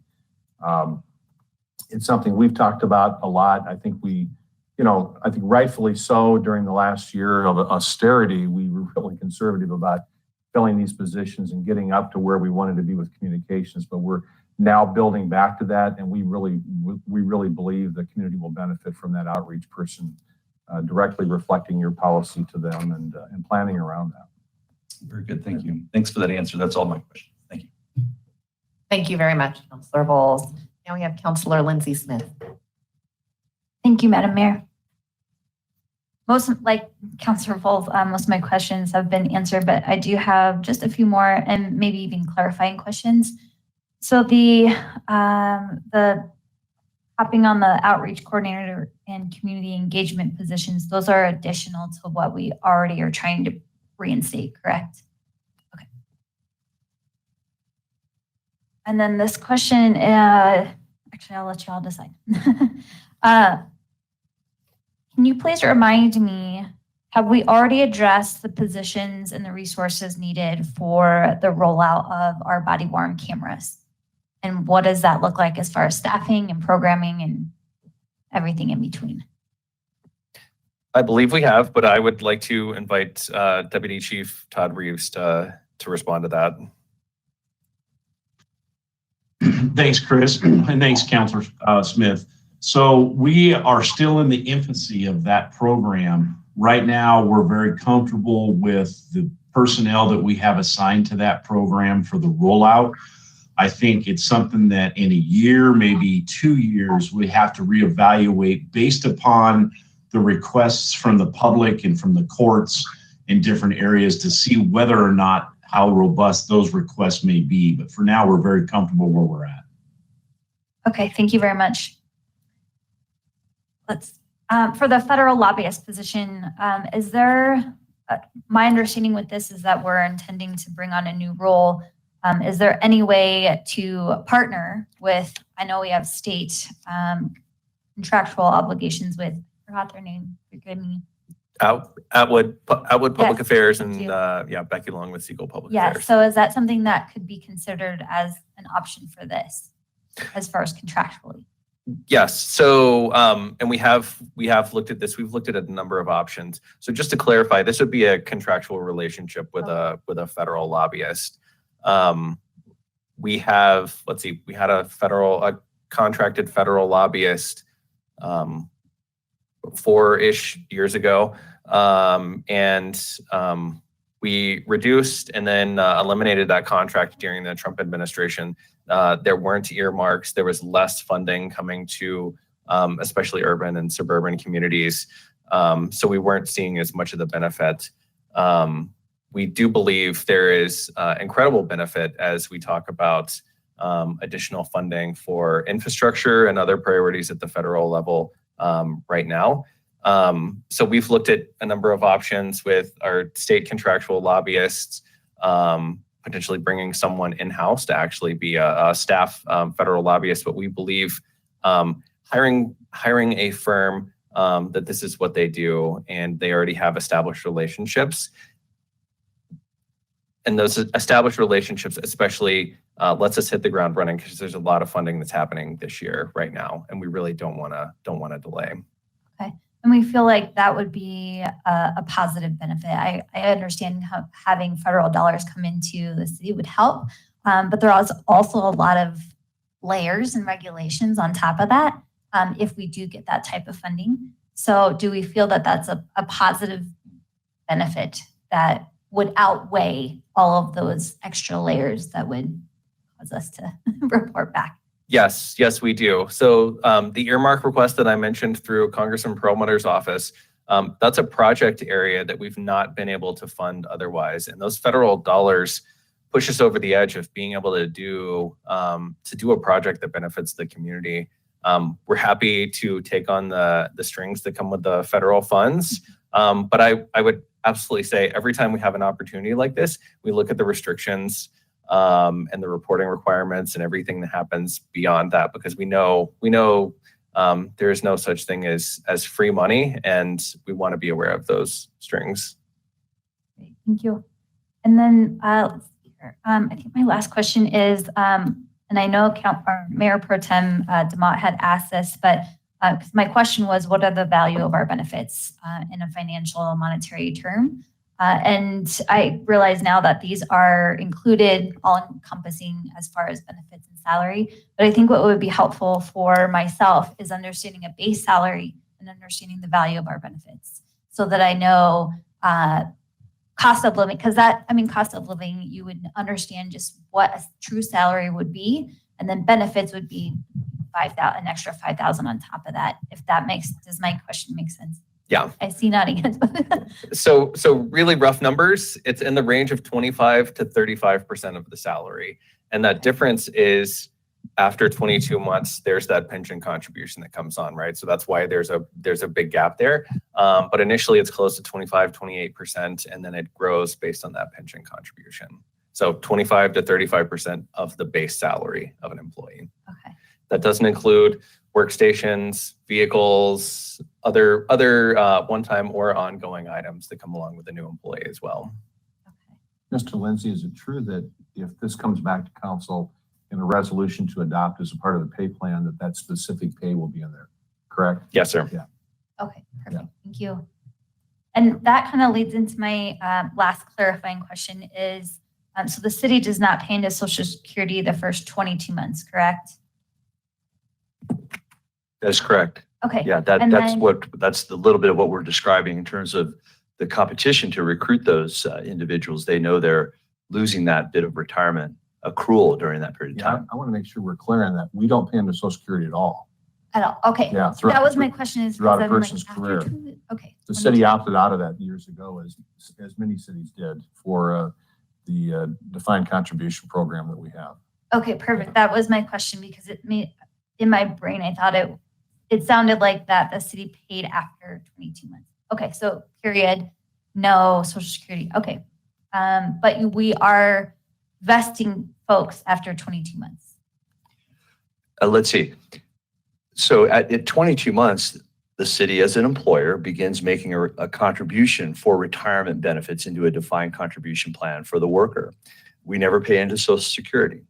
The challenge is when a prospect wants to consider a job with our city versus, let's say, a private employer or even another city. And they compare the salary and the medical benefits and of course, the culture and work environment, as Director Martin described. But also they're comparing the idea that they will accrue no retirement benefits at all. No new worker other than our sworn and commissioned FPPA workers, no worker at City of Westminster in their first 22 months accumulates any retirement benefits of any type. And that's the headwind. That's the area in our total compensation philosophy that we're challenged with as an employer when that prospect, that candidate looks at an offer from the state of Colorado or a private company or any other employer that we have. So that's the difference there. Got it. Okay. Thank you very much. That's all my questions. Thank you very much, Councillor Smith. Now we have Councillor Seymour. Please go with your questions. Thank you, Madam Mayor.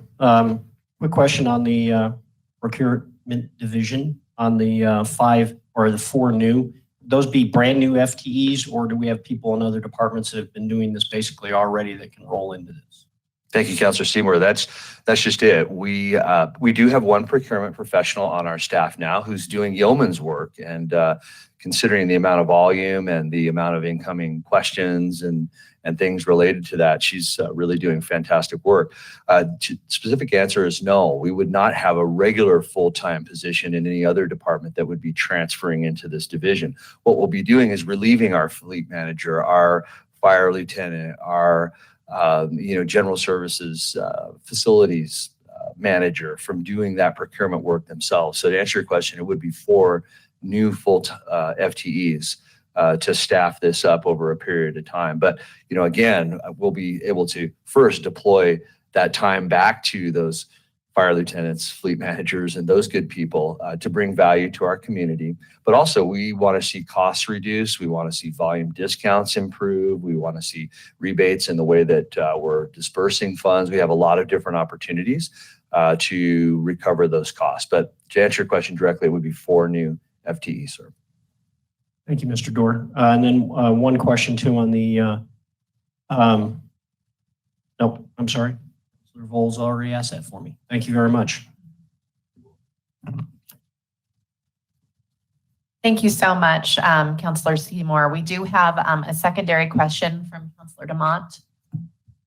Thank you, Madam Mayor. A couple quick things. One, I like the idea of the procurement division, call it however you guys are laying that out. I know in my personal life in business, I've been in a company where they did that, where prior as IT leader, I'd have to twist arms of my vendors. And he was, and I'm pretty decent at it, but he came in and was able to find cost savings that I wasn't. So I'm actually pretty excited about that. And I appreciate you guys bringing that forward.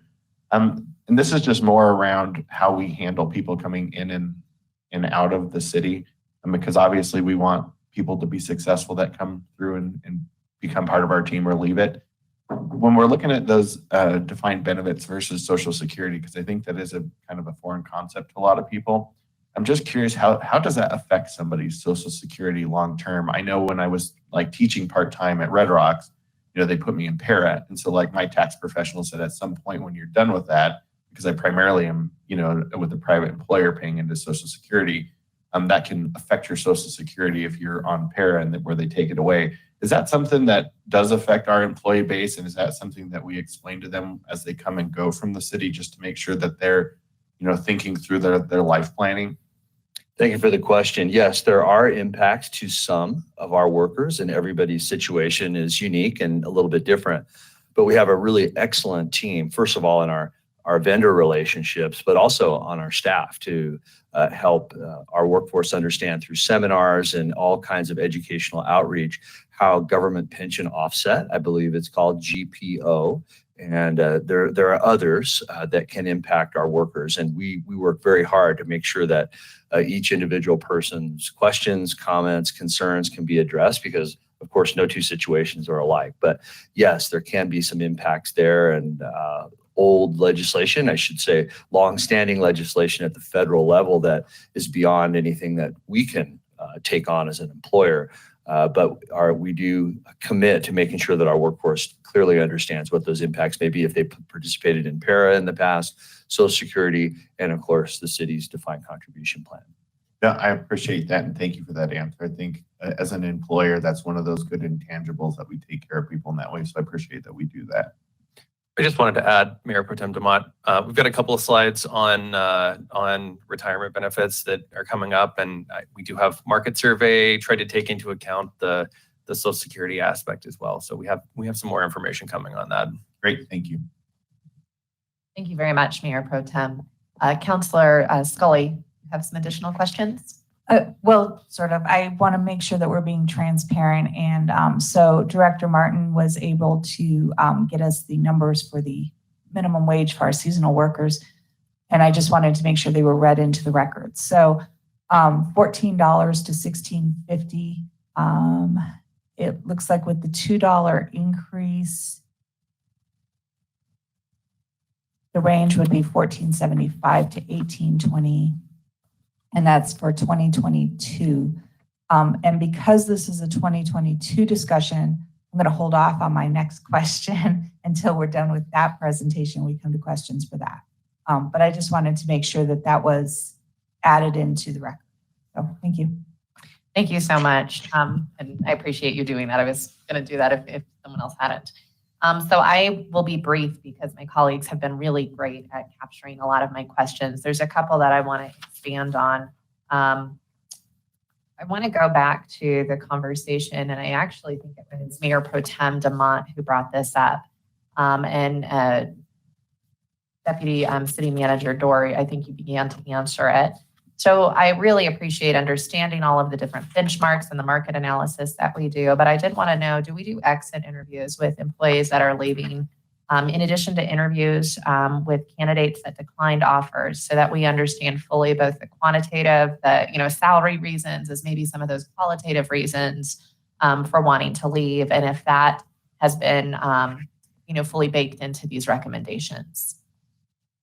Mrs. Martin, would you like to answer that? Absolutely.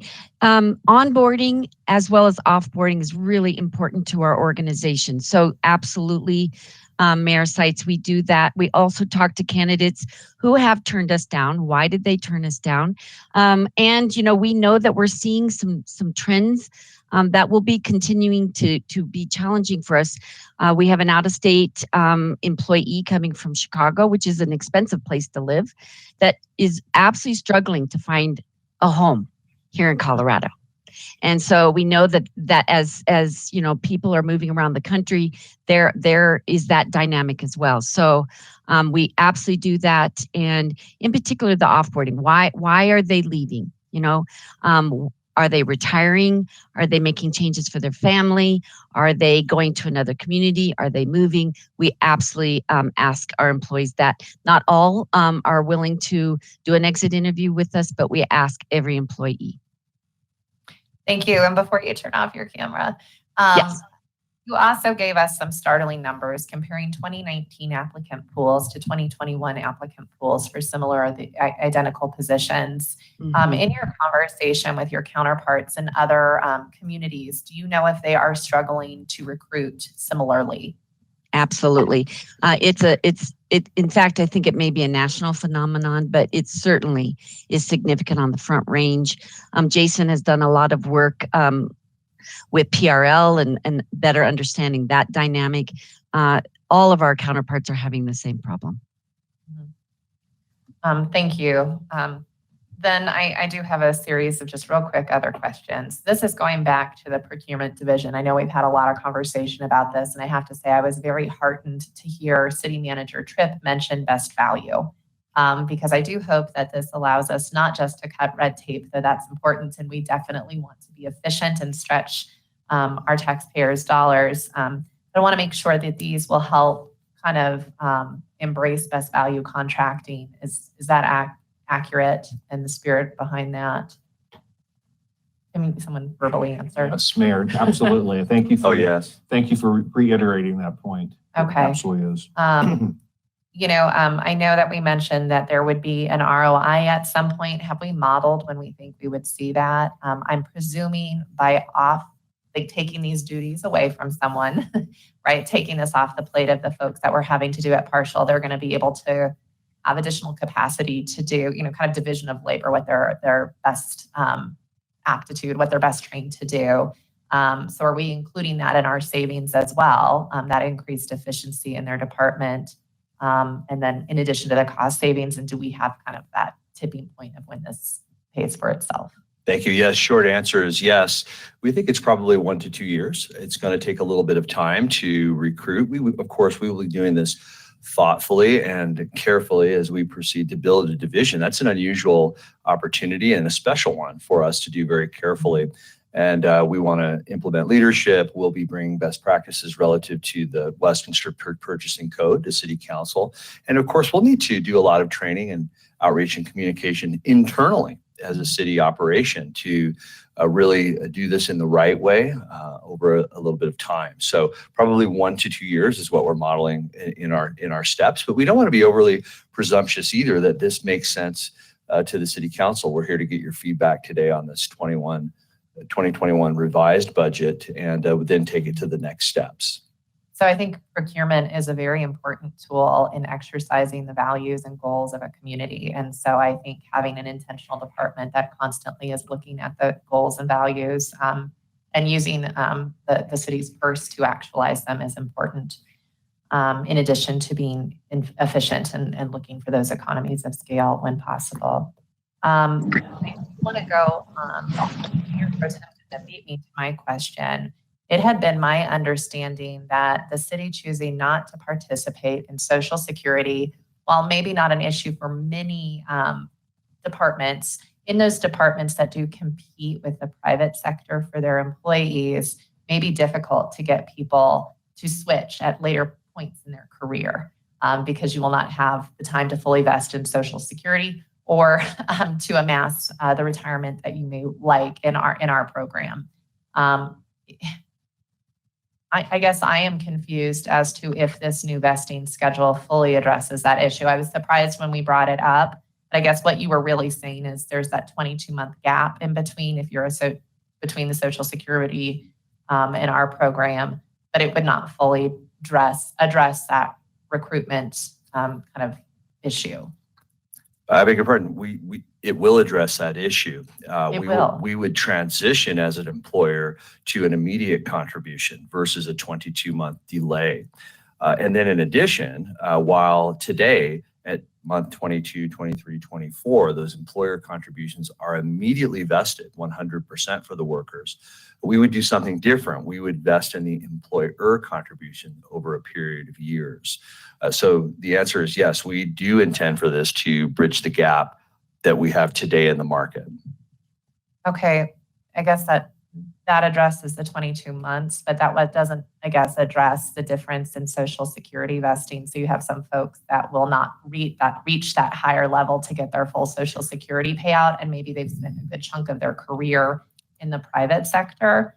And so it becomes a barrier to wanting to come on board because do you see what I'm saying? Yes.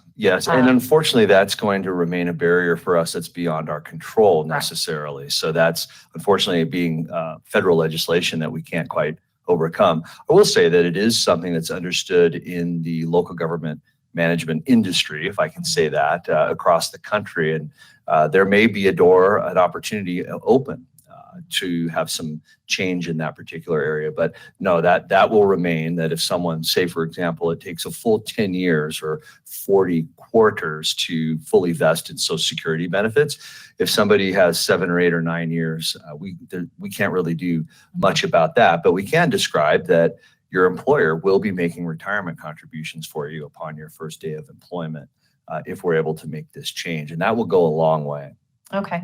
And then understanding that it's going from 100% vested at 22 months to, I think you said 20% over 5 years of vesting. Do we think that this actually maybe, depending on people's retention schedules, do we think the cost might be less or impactful? Do you see what I'm saying? Yes, I think what you're referring to, Mayor, is that there will be forfeitures potentially. Exactly. And yes, that will offset our costs. So there's an increase in cost that's presented to you here in the slides. But in the years 2, 3, 4, 5 out into the future, we will have potentially some turnover of those folks who forfeit their unvested portions, which will decrease the cost. We haven't modeled that in here because we're talking about an immediate short-term change, and there won't be really any meaningful forfeitures this year or next year if we make that change. So yeah, that will come down the line, but it might offset maybe 10% of this increase in costs or thereabouts. Okay. And hopefully it doesn't, because it serves as a great retention tool. Then my last, it's not a question, it's just a comment. I was happy to see the federal lobbyist in here.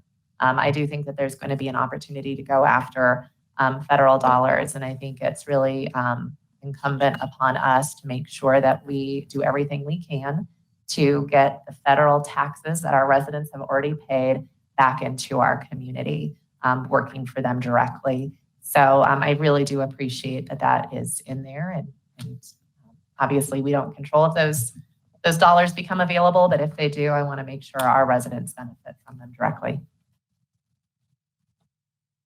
And my apologies, Councilor Seymour. No, Madam Mayor, I just rang in there. One quick procedural package. When this comes to council, will this just be one vote on this, or is it a line by line? This would be one vote. There would be a couple of items, potentially a pay plan change. There would be a budget amendment ordinance. But I think if you're looking for a vote on specific items, it would not be that way. It would be one large budget ordinance and a pay plan amendment. Okay, thank you. At this time, I'd like to take a quick break, allow people to get up and walk around. It's currently 9:47. Can we come back at 10 o'clock?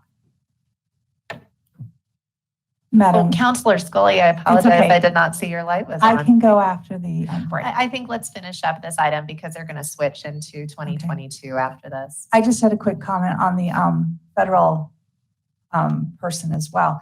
And we've continually asked you over the last 4 years to seek different funds and find different ways to fund our city. And I believe this is one of those ways. So I just wanted to thank you for that.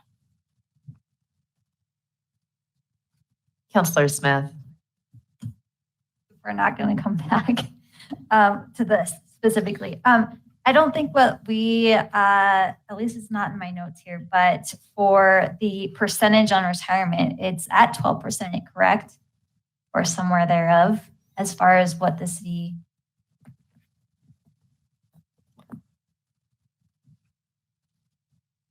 Thank you, beg your pardon. At 12%, no, our current contribution is 10% as an employer beginning at 22 months. And I would also add the employee has to begin paying into that day one. They're all employees are always vested in their own contributions, always. Yeah.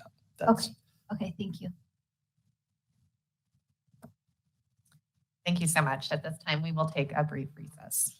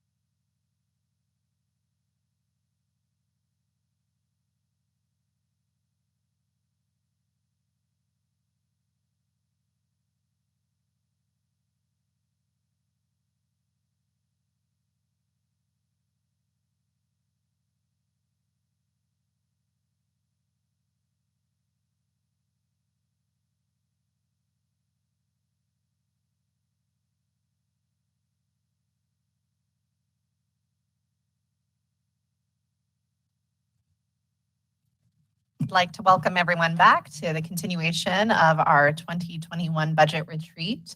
Mr. Lindsay, will you please continue? Thank you, Mayor Seitz. So I appreciate everyone's participation this morning. We've made it through a discussion of where we are on. Thank you. Where we are on revenues this year coming in, where we've been last year, and we talked to you about a number of items related to 2021. Now we want to talk to you about 2022.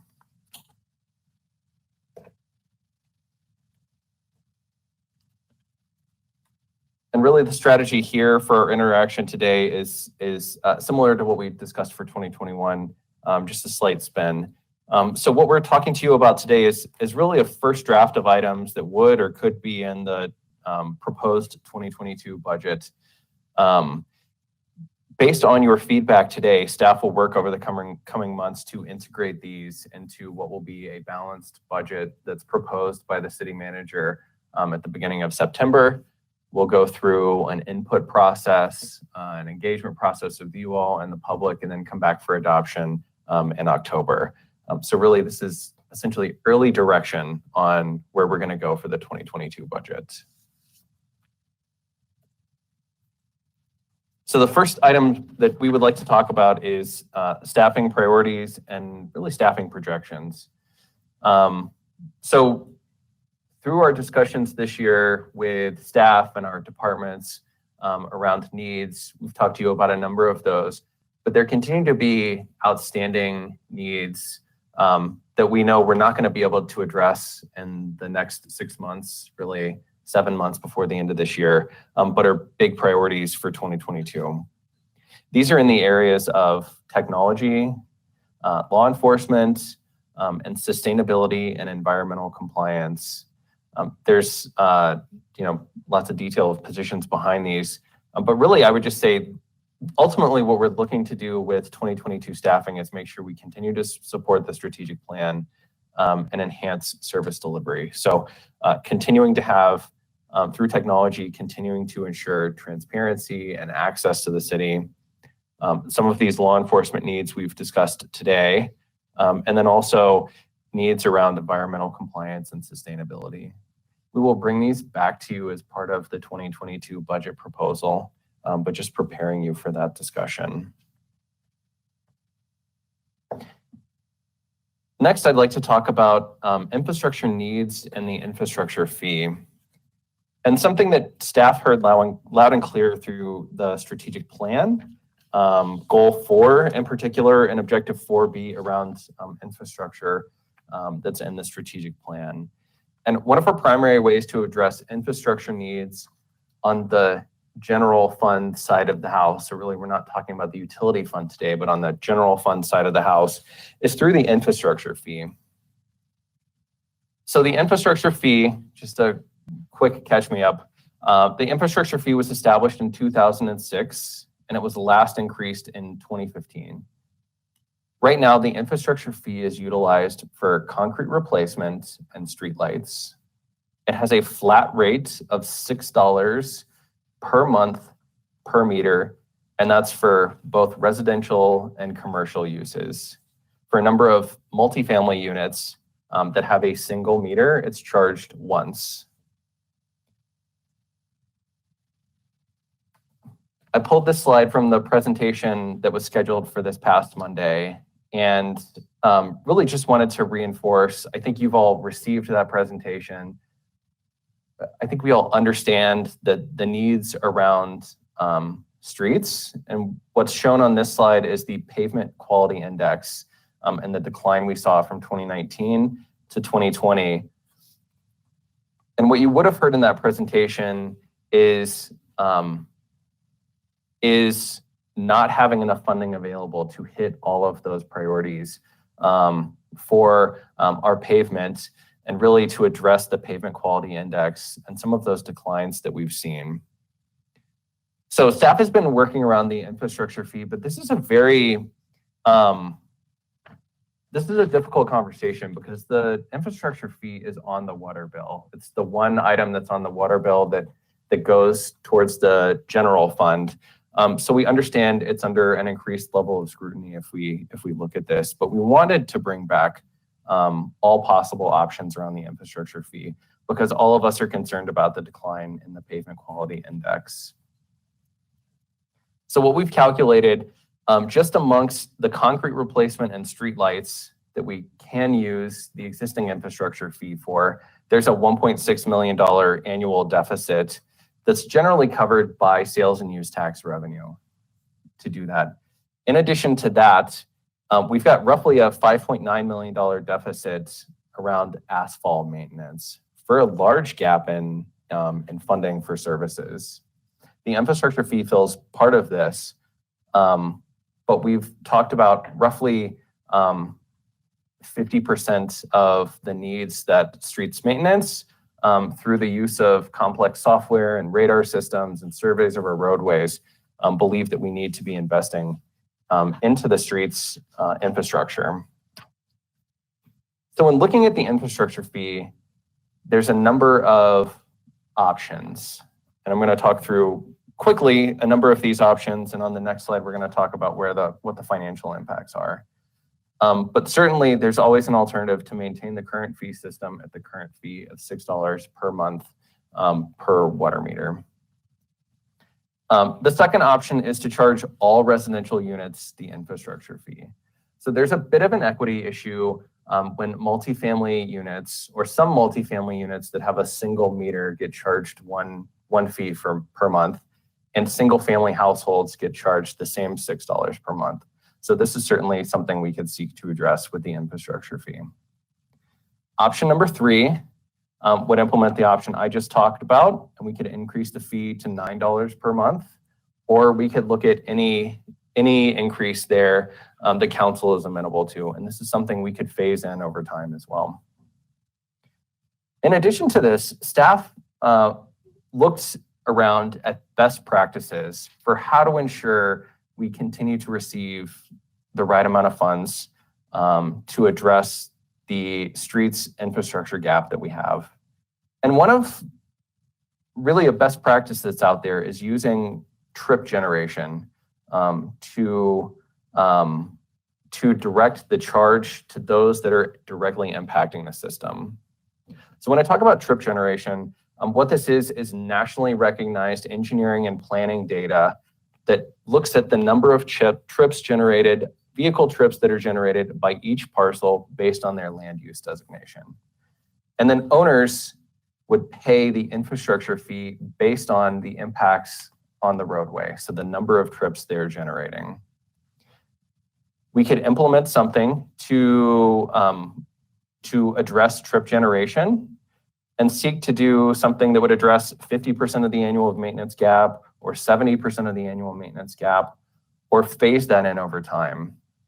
I think staff has some concerns about going down this road because it would hit some of our businesses that are generating a large number of trips at a fairly critical time when our economy is reopening. But at the same time, those businesses have been paying the same $6 a month fee that a single family household has been paying as well. So this is certainly a number of options that are available for City Council that we believe can go to address the streets and infrastructure gap that we have on the general fund side. Here we have the total amount of revenue that each of these options would bring in. And I want to make very clear because I realize it's not necessarily clear. So each of these would be the total projected revenue that's brought in. It's not the net increase. So if we went for number 2, we would bring in a total of $3.1 million or a net increase of $900,000, right? 3.1 minus 2.2. There are 5 options that are here on the table. What staff is looking at is really opening up and allowing for engagement with the public and explaining what the impact of this is. So neighborhood streets that are not being addressed in the right amount of time that then have to have at a later time have a more costly treatment applied, right? So getting after some of these things earlier before they become more expensive, and really talking to the public about this and talking about the options that we have on the table. What we'd like to propose is engage in that public education and then come back to you with the 2022 proposed budget with one of these options that seeks to begin to address that gap around our streets maintenance needs.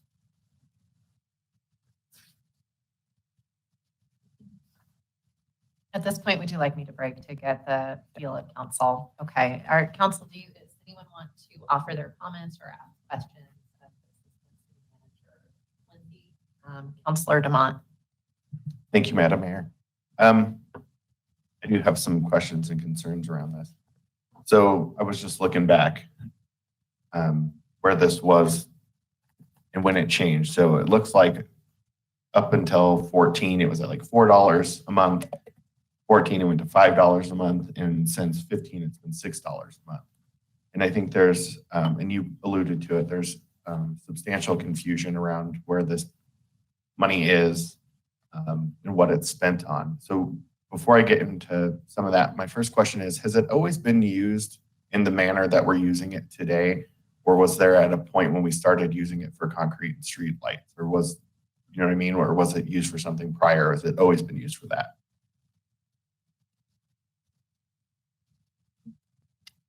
I don't know that I can say 100% that it wasn't used for that, but I believe the code language that's been there for at least since 2015 has said concrete and streetlights. So I apologize. I'm not sure. No, that's okay. If you could get that information back from me. I can help actually if you let me have a moment. I'm sorry. This is Barbara, Deputy City Manager. Previously, this was actually just concrete fee. So previously, prior, and I apologize, I can't remember exactly when it was changed to the infrastructure fee, but originally it was purely for concrete. And then it was expanded to become the infrastructure fee, and that's when it was applied towards concrete and the streetlights. Okay, great. Thank you very much. So I mean, if you look at it in terms of just dollars, it's not a lot of dollars a month for people, but if you look at it in terms of percentage of increase, it's a substantial increase, you know, for the fee. And I guess, you know, my concern with this stuff is always like, what's, you know, I don't want it to continue to, you know, evolve that way where we're, you know, and say in another 10 years that it's $18 a month. I mean, maybe that's where the cost of things go, but I'd like to understand kind of the long-term plan for it. I'd like to also understand if it could be named something more appropriate. I think part of the thing is, you know, we have a lot of conversation around infrastructure. And so when we talk about like, oh, well, we have to raise water rates because we have to take care of infrastructure. As a consumer, if you don't know the ins and outs of, you know, what exactly that fee goes to, you're like, well, I pay this infrastructure fee every month. So I think that causes some confusion that we could avoid if it was better named, so people understood what it goes for. I think, you know, by and large, and we've talked about this in the past, I think people understand that good streets and infrastructure costs money, but they want to understand where the money goes. So like when we have something like that, it, you know, causes some of that. And so I think as part of that discussion, when you open it up to the public, if part of that was, hey, we're going to appropriately name this, and here's exactly what it's going to go to, I think we might get better feedback and avoid some of that confusion in the future.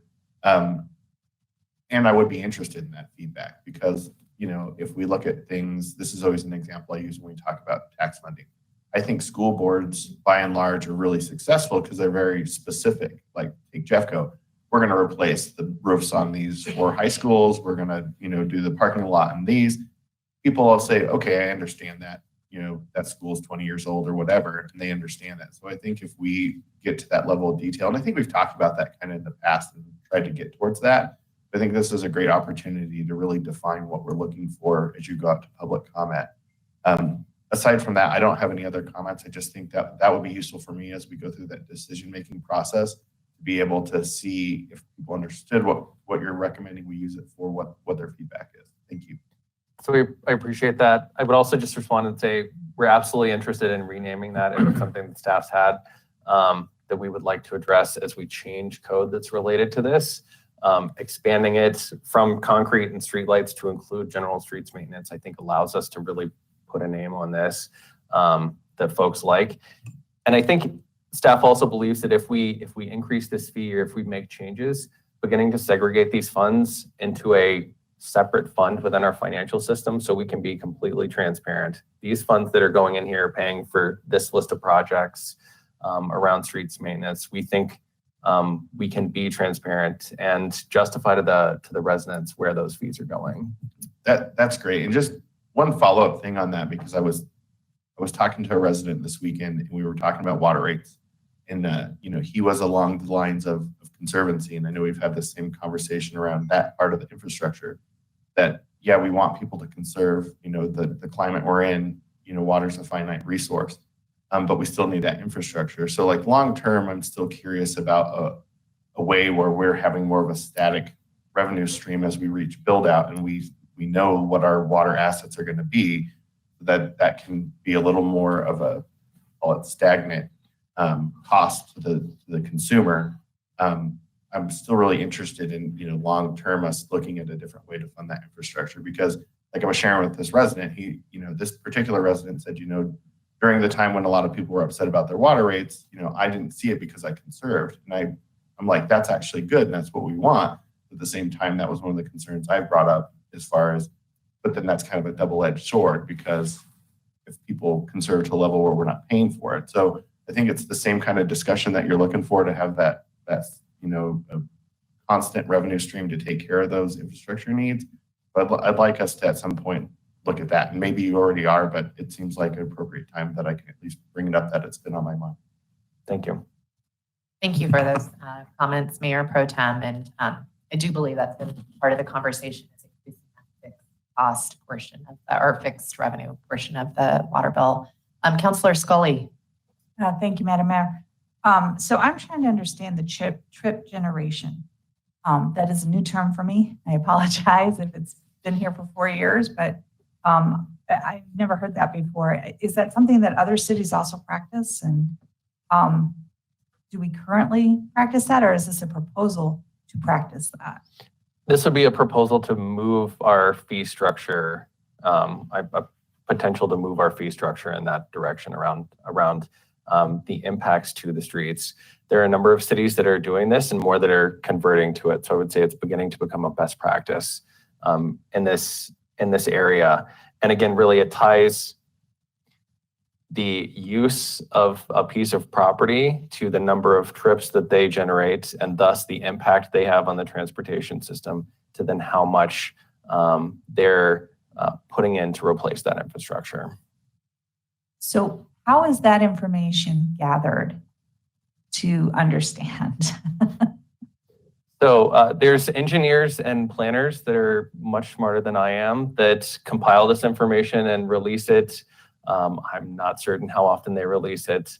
We can certainly provide you more information around this, but I know it is an industry standard amongst engineers and planning circles. Yeah, I would just be curious, especially since we see, well, and I don't know how long we'll see it for, because it doesn't feel like our work practices are going to change as much as we anticipated at the beginning of the pandemic. I see a lot of businesses reopening and asking employees to come back to their offices. So we may be back at full capacity on roads again very soon. But for those of us who maybe are able to adjust our way of working, if that were a fee that were charged to my company and now I'm working from home, I'm not actually using that road anymore. I'm just curious, is it something they would still be responsible for paying because I'm not on that road? So I was wondering does it go back to the number of people that work in the organization, or does it go to, they're going to have those little strips on the road and they're going to count how many people are using it and where they turn, or I don't know. I was just trying to figure it out, because I was like, I just keep thinking, well, I'm not sure that we're going to be able to target the right industry to make that payment, is what I'm trying to understand. I understand your question, and we will provide you further information and follow up there. Yeah. Thank you. Thank you, Councilor Scully. Councilor Seymour. Thank you, Madam Mayor. My question was along the same line of trip generation, because we see, especially with GPS tracking, the availability to charge by use. I'm always in favor of users paying for that part of that. And then also too, as we move forward, as far as weighting that, the cost of and the deterioration of our roads based on gross vehicle weight can also be tailored that way too. And I don't think it would be based on individual cars, but we have garbage trucks, we have all the delivery services. And so I think the weighting could be done that way too, is it's based on usage and not necessarily then compounding.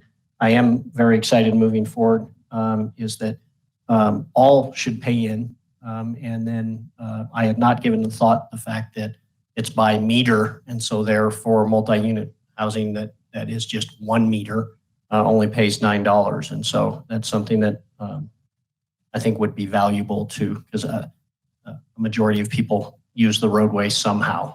And so I look forward to having that added on myself. Thank you. Just Thank you, councilors. two pieces to clarify, $6, not $9. So Oh, I'm sorry, $9, $6. $9 was on the slide. Was the 3. I know Okay. I know where you're coming from. And then it's not all multifamily units or complexes. It's some, typically the older ones.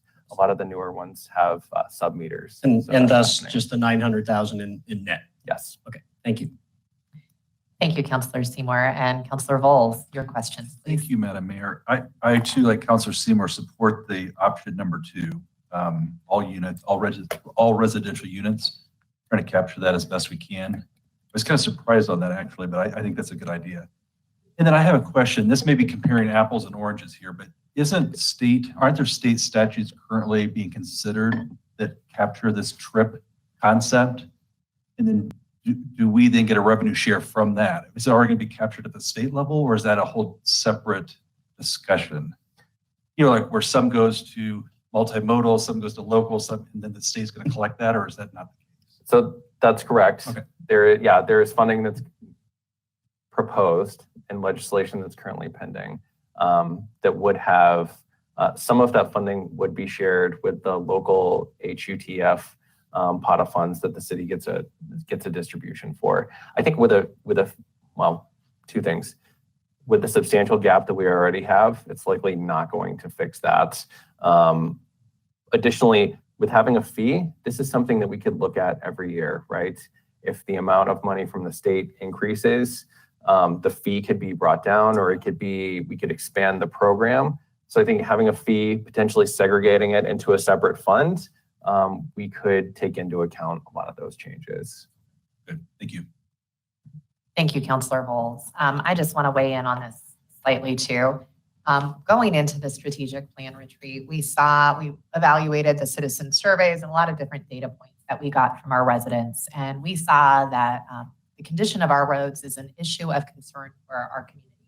People want to have safe, reliable streets in good repair. And that impacts their quality of life. And to this council's credit, this was an area that we all decided to focus on going forward in our strategic plan. So I want to say thank you to staff for looking at ways to develop and enhance a sustainable revenue source to address this issue. I think Councilor DeMont hit it on the head.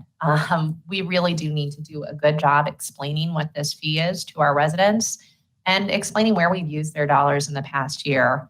I think it's completely appropriate for residents to wonder, and it is incumbent upon us to let them know.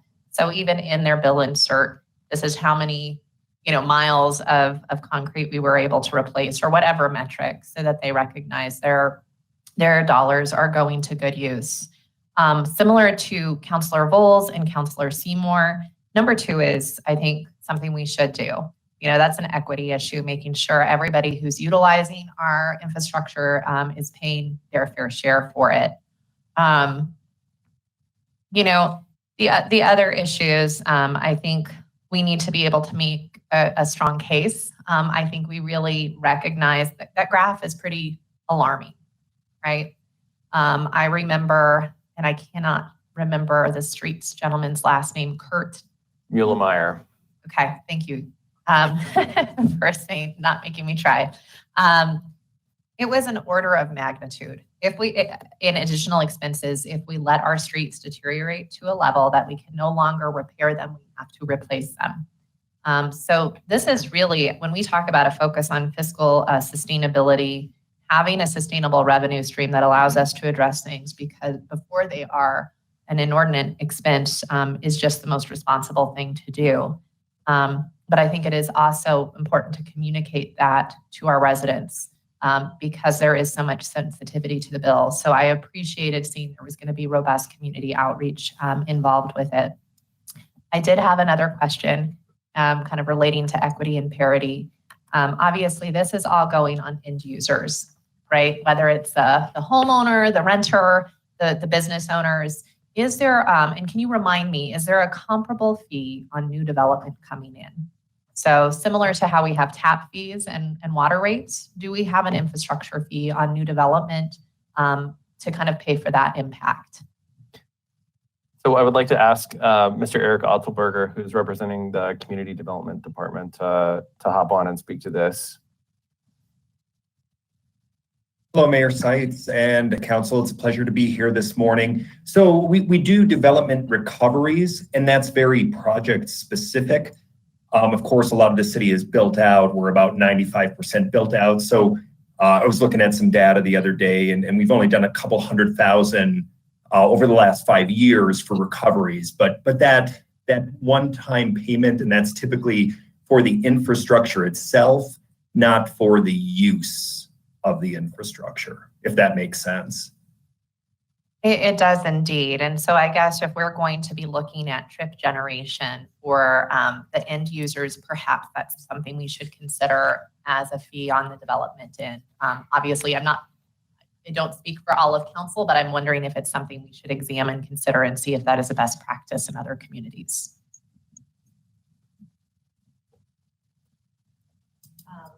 With seeing no further questions,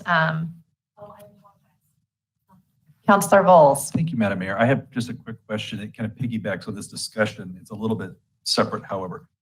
So the infrastructure fee covers concrete and streetlights. Has there been any consideration to owning our own streetlights, making those assets within the city where we take ownership of those, and then we lease back out opportunities to have cell phone towers around them or that type of thing? I know there are some municipalities that are doing that. Is that a consideration or is that out of reach for us? Yeah, Mr. Eric Otzelberger, if you want to address or get further information. Councilor Bowles, good morning. That has been analyzed, discussed for quite a number of years. There's some, I think, cost prohibitive considerations from Excel. I mean, being a private corporation, of course, in Minnesota, as far as what they would look for that. They've made some movement over the years with LEDs, which has been a positive step, and that was kind of an impetus for the city's discussions years ago. We do have a little over 1,000 city-owned. So a vast majority of our streetlights are owned by Excel. But we have actually, it's a little under 1,000, but a few hundred, and our traffic and transportation group is taking care of the maintenance and repair and replacement. If the city was to move in that direction, there would be some serious operations and maintenance considerations that would have to be made to make sure we could provide a comparable level of service. Of course, Excel contracts out with Sturgeon and other contractors to take care of that. So it has been discussed, but my understanding at this point is that there's that consideration when new developments come online, but I'm not aware of anything current as far as acquiring the existing Excel-owned streetlights across the city. All right, that makes sense. Thank you. Councillor Smith. Before we leave that, I'd like to know that Max Kirschbaum, I would invite Max to come on. Let me just make two brief comments. First of all, developers that develop housing developments and other types of developments in our city, commercial developments, they build the streets. Okay, so that cost is on that developer, right? So you understand that originally what happens when a city builds out and gets to be 30 or 40 years old, then how do those streets get rebuilt? That's where we are today with an awful lot of our neighborhoods. I want to bring Max on because we've actually addressed this issue of streetlights in some level of detail. You got some information from Mr. Otzelberger, but there was a council action taken on this that we can share with you. Max, would you like to address that, please? Yes, just to add a little bit to what Eric said, the city owns about 10% of our streetlights. The remainder are owned by XL. Now we're talking streetlights, not traffic lights. Streetlights. That was the basis of a decision about 7 or 8 years ago to begin to own them as developers were installing them. So that's the current balance of that. In 2017, a decision was made and agreed upon with council that we would not further pursue to try to acquire that balance of 90% and instead make the effort with by agreement with XL to convert all of those street lights to an LED light. Most of that work was completed rather rapidly, and we are seeing the benefit of that on our monthly energy bill payment with XL by that conversion to LEDs where it's available. It's not available for every street light type, but for sure on the major roads and our arterials, you have seen over the last 3 years the conversion to that LED light. So that's where we made an economic decision. Thank you very much. Is there anything else, City Manager Tripp? Okay. Councilor Smith. Thank you, Madam Mayor. I just want to give my approval of staff recommending to go out to the public to get their feedback. I think it's important so long as that we're being transparent in that true definition, as Mayor Seitz and Mayor Pro Tem DeMott had said. I think it's important to take care of what we have now, now that it's in our system, quote unquote. But I do have concerns of increasing fees in any capacity because historically it is incredibly hard to reduce a fee. So just being mindful of where we're going with that, that's what I would like to look at. I appreciate all of these options because it gives council a breadth of choice, as well as our residents in how they see us taking care of this infrastructure. But my concern also then lies with, not that I don't want to have people pay their fair share, but I did hear that there could potentially be a cost to business owners. Is that correct? If we went to a trip generation model, yes, Got ma'am. it. Okay. And my only concern with that is that it could put a strain on folks' budgets in other ways, right? Because if a owner is required to have an increase in fee, then their ultimate cost for that then lie on the consumers.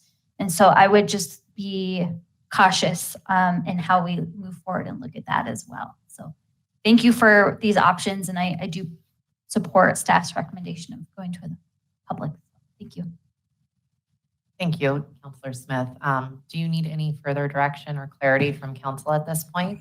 So I think what I've heard is consensus to utilize option 2 in the short term and then proceed with the public education and look at the 3 options that are following that. That's what I believe I heard.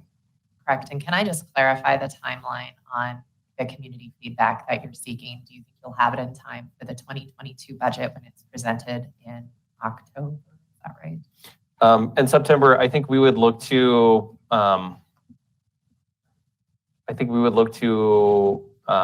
engage the community, yes, in the short term. And before we look at the additional 3 options, we would absolutely bring that back with any change there.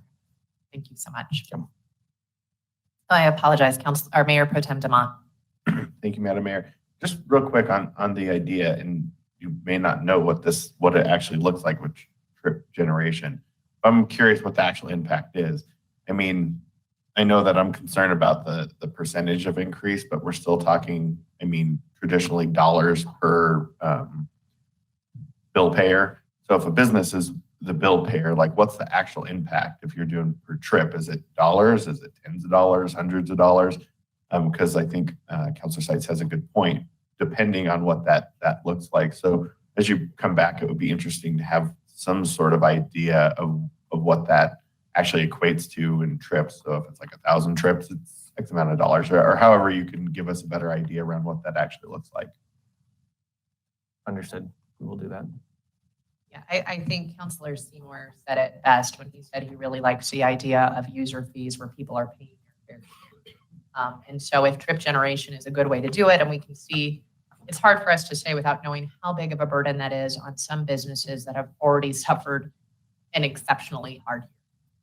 But with more information, I think we might be able to get more comfortable. Maybe we won't. Okay, moving on. Are you comfortable with what the direction you've received? Okay, Yes, ma'am. moving on.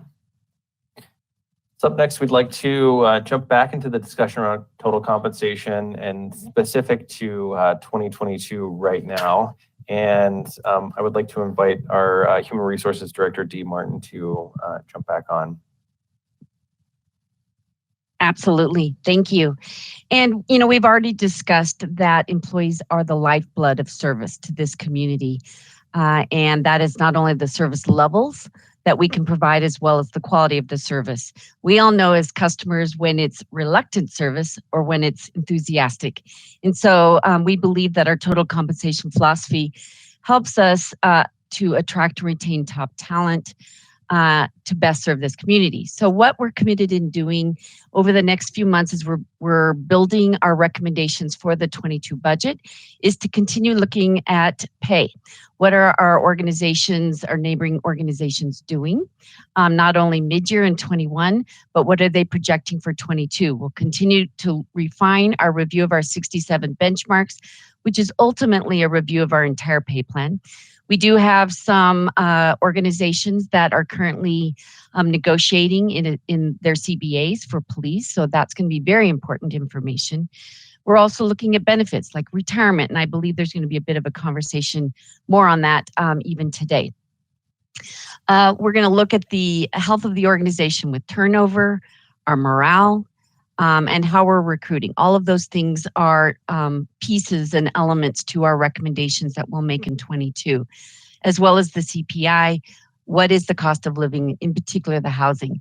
We do anticipate that we're going to see growth, which is, I guess, great for the economy and, does cost money. So we anticipate up to a 4% market growth in 22.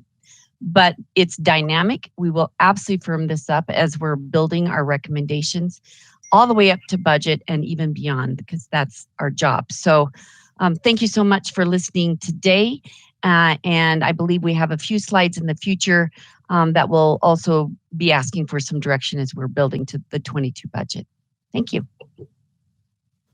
Thank you, Dee. So in addition to the market adjustment on the total compensation slide, we already broached into the discussion of retirement, so staff is very happy to continue this. So recently, staff engaged in a market survey around retirement and employer contributions to employee retirement. So we surveyed 9 municipalities that we can typically compete against to look at the employer contribution. Actually, we looked at a number of factors. So we've got the vesting and the contribution timeline we discussed earlier, but here, the employer contribution. And what we seen through that is that the market average employer contribution is 13.65% across a number of different types of plans.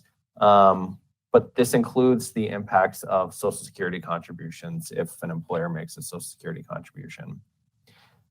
The city's current employer contributions are 10.25% for general employees. And for those that are in FPPA or sworn and commissioned folks, you're aware of the legislation there. Those are increasing to 13% over the next couple of years. Staff recommends in this area that we increase employer contributions by 2%, and we phase that in over the next 2 to 4 years. And we look at what we can do through the budget process through 2022 to implement that.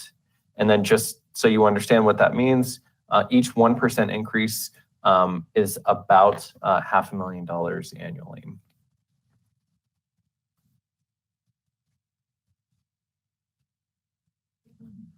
So I think we'll just break right now to take questions. I see Councillor Scully is already in the queue. Yes, thank you. I'm sorry, I was trying to catch the queue before we moved on to retirement. My question goes back to the anticipating up to a 4% market growth. Actually, I think this is for Director Martin. So I noticed that when we were talking about the pay for seasonal workers, there was a minimum of 14, and I think it was 14.75 is what I read. I was wondering how much would it take to just move that up to $15 an hour minimum, so that we are hitting what is theoretically, not reality, but theoretically considered a living wage for all, because we know that it's not just college students that work for us. We have many people that do seasonal work, retirees, people who are trying to supplement income. Could we bump that up just by 25%? I guess that's my question. So, and if it's not possible, it's not possible, but I just thought I'd throw it out there. So we can absolutely take a look at that and project out what that cost would be and bring that Absolutely. back to budget. Thank you. Mayor Pro Tem DeMont. I appreciate the intent behind what Councilor Scully said. I guess my concern always with that is some of those jobs, like say a starting lifeguard. I mean, those are a lot of times, especially at the, Parks and Rec, are entry level jobs. So I'd be curious what that looks like, across the board. And then, I think part of the reason you have those starting level jobs is because you're getting people who are getting value from us, teaching them how to be good employees. So I just want to make that part of the discussion. I am curious what numbers come back from Councilor Scully's request to look at that. But I'd like a robust discussion around it once we get to that point when we see what that cost is. Thank you, Mayor Pro Tem. Councilor Seymour. Thank you, Madam Mayor. I too have a concern on that and the seasonality of employees. In that many times that is a fill-in job or a gap job and not a primary job. And I think Ms. Martin brought that up too, is that we are market-based. And so what is our market delivering? And do we need to pay at that level? Then we need to pay at that level, but we don't need to overpay at that level either. So. Thank you for those thoughts. Councilor Seymour. I also have a quick question. Before I move on to that, I'd be supportive of Councilor Scully's request to at least get that data. Sounds like we're having considerable issues recruiting these seasonal employees. And so it does mean that the market approach right now, because there is so much flex in the market and uncertainty, maybe isn't able to recruit the pool we'd like. And I also think as government, we have a responsibility kind of to set the standard. I wanted to get into the retirement contributions. Is there any concerns? I remember when we first entertained entering into CBA with our firefighters, there was concerns about parity throughout the organization. Has there been any consideration in matching our contribution level to that of FPPA, just for that argument of parity? Is that?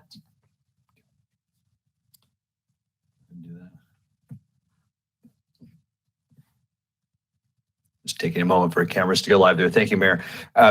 Yes, I know of that history, and I'd invite Director Martin to make a comment if she'd like to do that as well. We're surveying the entire market, really, and seeing the numbers that you have in our presentation. But certainly there's an equity component, but really market-driven for our general employees, if I may call it that, in terms of where they are, where the market is, where it might be going. So certainly equity is of interest, but the broader market, as mentioned, paying a market and being competitive employers is our philosophy. I touched on that. Okay, that's confusing to me because doing our market analysis, the market's at 3.65% contribution. We're currently at 10, and we're recommending going up 2 over a period of 2 years. So we would still be below the market analysis. Yes, and I think you said 3, but it's 13.6. The gap is more than 3. We think it's moving in the right direction and perhaps a phased approach because it is a significant cost, but getting closer to that in the coming years. And again, we're previewing some of the opportunities for the 2022 budget, which we'll be refining throughout the course of the coming months. But we believe where we are, 10.25 versus the market is a bit of a gap there. Correct. So I guess since there's already a gap, I was wondering if there was some benefit for at least internal equity and parity, and if that was something we were considering, if it was still a source of tension for employees, or if it had gotten better. Obviously, maybe there's not an answer at this time, but since we're not at market, the recommendation doesn't get us at market. I was wondering if that was maybe a different goal that we should consider. I think we hear that. We'd like to study that and come back. There's another angle to this too, is that we're not quite at 13 yet with that PPA. We're building to 13. I'm not sure what that number is currently, but again, I think CFO Dorr stated it correctly. We're trying to find a way to move responsibly up to the level we need to get to. Certainly would like to do this overnight, but probably makes sense to do it over the course of a couple of years. But I appreciate the issue because we do have that concern internally with equity. And definitely understand we can't do it overnight with every 1% being another $500,000 to our budget in perpetuity. I just was wondering if that was something to strive for. Those are my questions. Does anyone else have follow-up questions on this portion of the conversation? Seeing none, let's continue. I should check in. Do you feel you have the direction you need to go forward with the 2022 budget preparation on this item? Yes, ma'am. Okay, let's go forward then on the ballot initiatives. So in addition to the opportunities we've talked about today for 2021 and preparing for 2022, staff also put together an additional ballot initiative, a revenue-related ballot initiative to discuss with you. We're still moving forward with the wards ballot initiative. It's not on here today because it's not revenue generating, but that is still moving forward. Specific to other alternatives, staff has put together an opportunity around the public safety tax. So there's an existing public safety tax, and what we could do with that to really get after some of those areas that we've identified earlier, we've talked about, and some high-level concerns that we have in the public safety functions.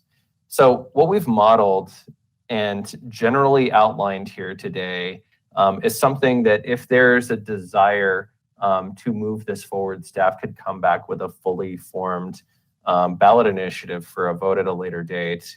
But what we've identified and what we've modeled here is an increase of the public safety tax by 0.15%, and also a request for bonding capacity. So that bonding capacity will be used to address one-time needs, which are sprinkled throughout this.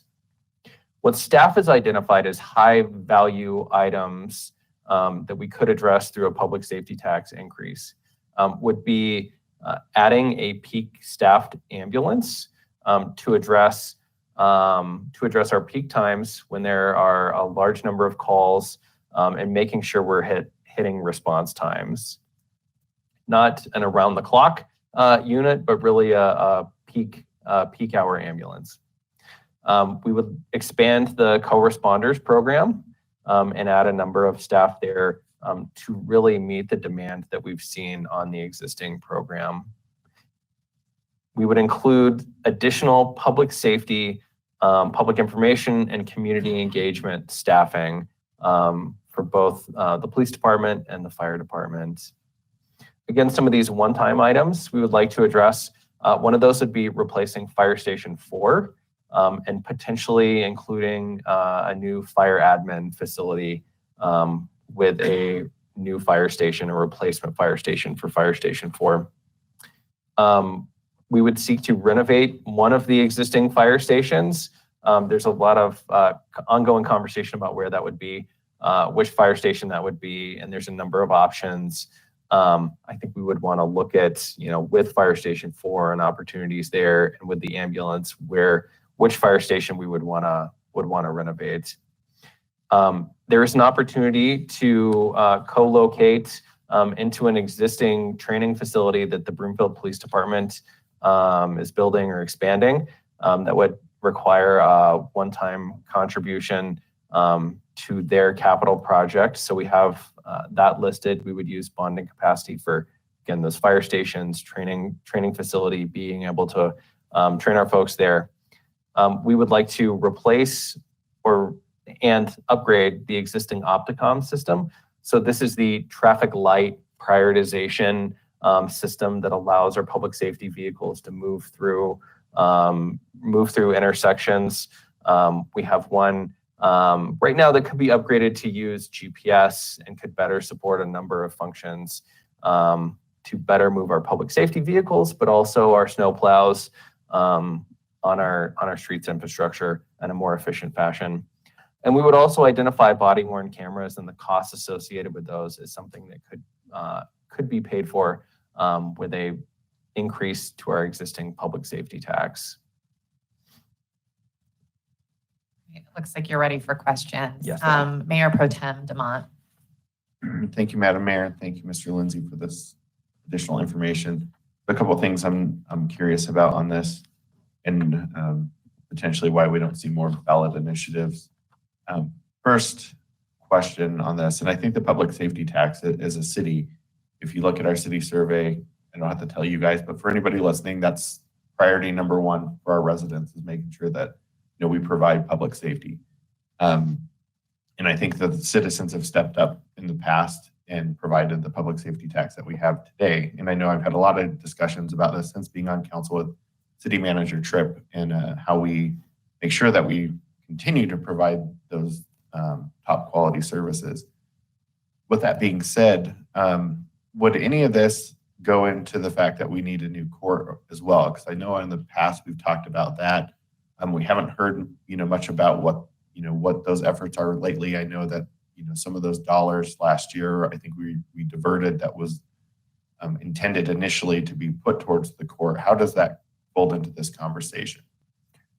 So right now, we haven't modeled including that within the bonding capacity of what would be 0.15% increase. That's surely something we could look into. But again, this becomes a little bit of a puzzle, right? How much do you want to increase the tax, and how much bonding capacity, and what projects we would pay for? So we could certainly add that and look at that. But then it becomes a numbers game in which pieces fit. And that's good to know. And I was just curious, like, if there was any thought behind it, because I don't know. Also, I'd be curious, as we put it out to public feedback, if they consider that the same area, because I would not want to hurt an initiative that provides these kind of services if the public think that the courthouse maybe doesn't equate to them. I do think it's an important thing, and there is a safety component that maybe people don't understand with the current courthouse. So I don't want to lose sight of it. I guess the other question I have is, last year, there was a number of recommendations that we talked about as far as funding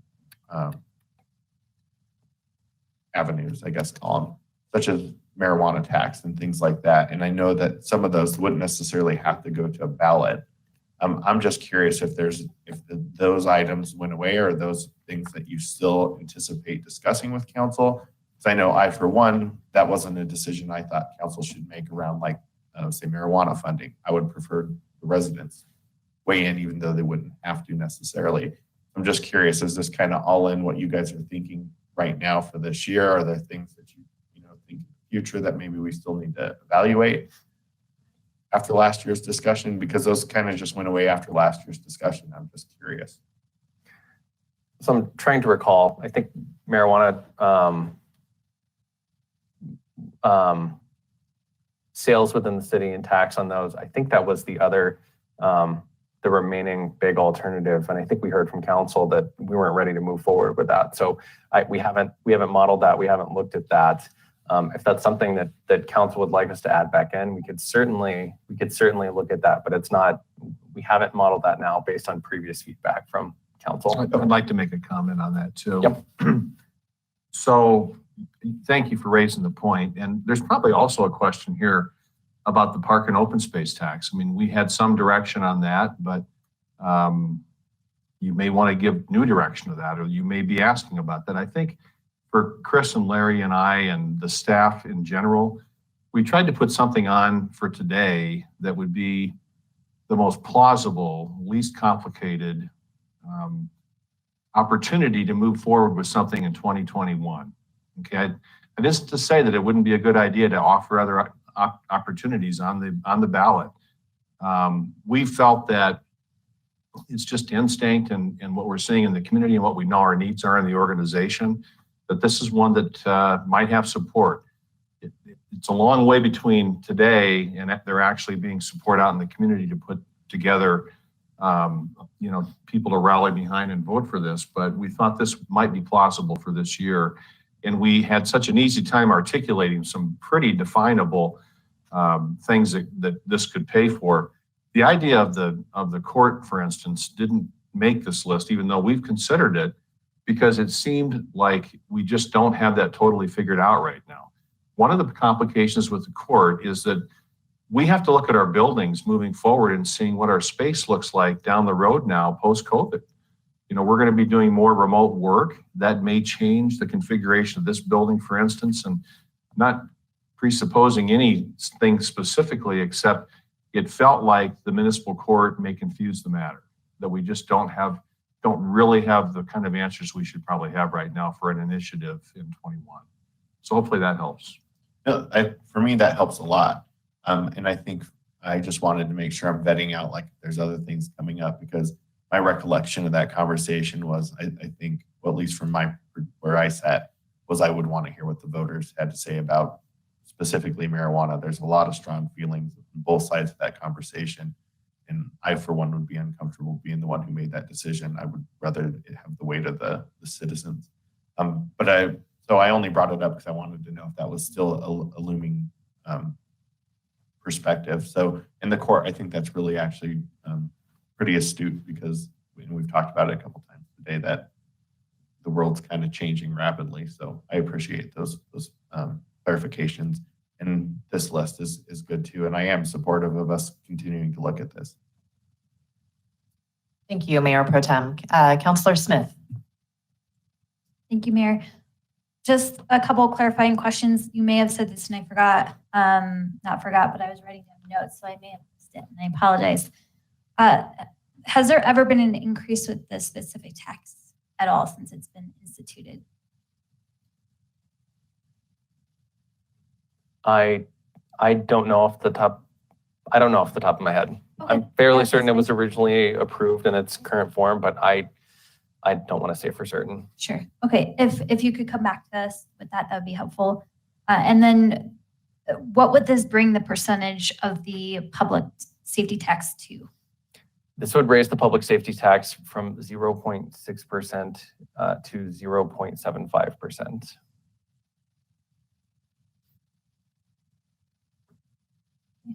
And then do we have any kind of indication around about what revenue this would generate for the city? Let me go back to your first question, because I just got a couple of notes that it's never changed. It's stayed the same, and that's been since somebody will text me and tell me that. I was thinking 2002 or 2003. I'm sure I'll get that information in a moment. Somewhere there. She's itching right now to tell us. 0.15% would bring in approximately $4 million worth of revenue. That's a projection that we would fine tune throughout the year. We would model using a portion of that for debt, about $20 million of debt, and then the rest, and paying the debt service for that, and the rest for those ongoing expenses like ambulance co-responders. Very good. Thank you. Much to what Mayor Pro Tem DeMott had said, is this has been a number one item for our residents, that public safety is important to them. So I'm supportive of staff moving forward with this and looking further into this. So thank you for bringing it forward. Any other questions or comments? Seeing none, I'll just go into my questions then. Similar to Councilor Demont, I was wondering if there was going to be other proposals brought to us, because this was not something that council directed staff to look into, but we did have a majority of council that asked us to look at extending the sunset on our post tax. And so I'd like to know where we're at with that discussion. So I would ask if Deputy City Manager Barbara Opie wants to jump on and address the post-tax.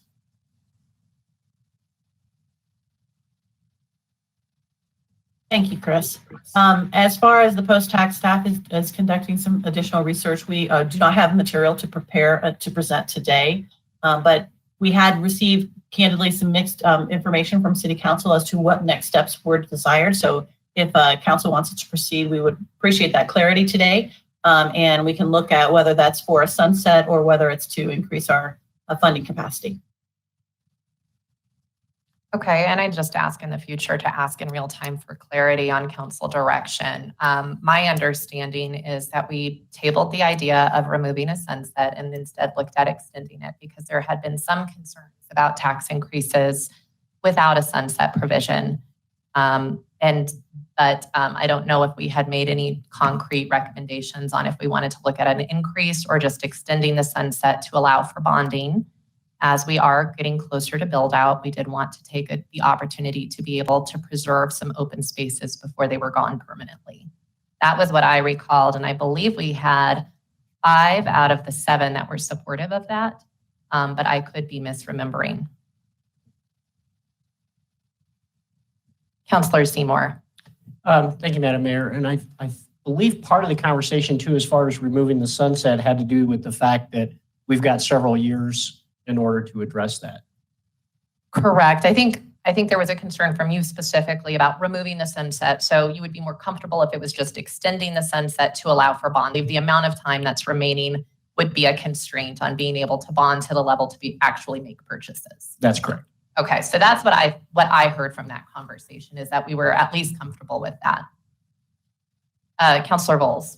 Yeah, I would agree with that. Thank you for saying that. I was going to mention that earlier.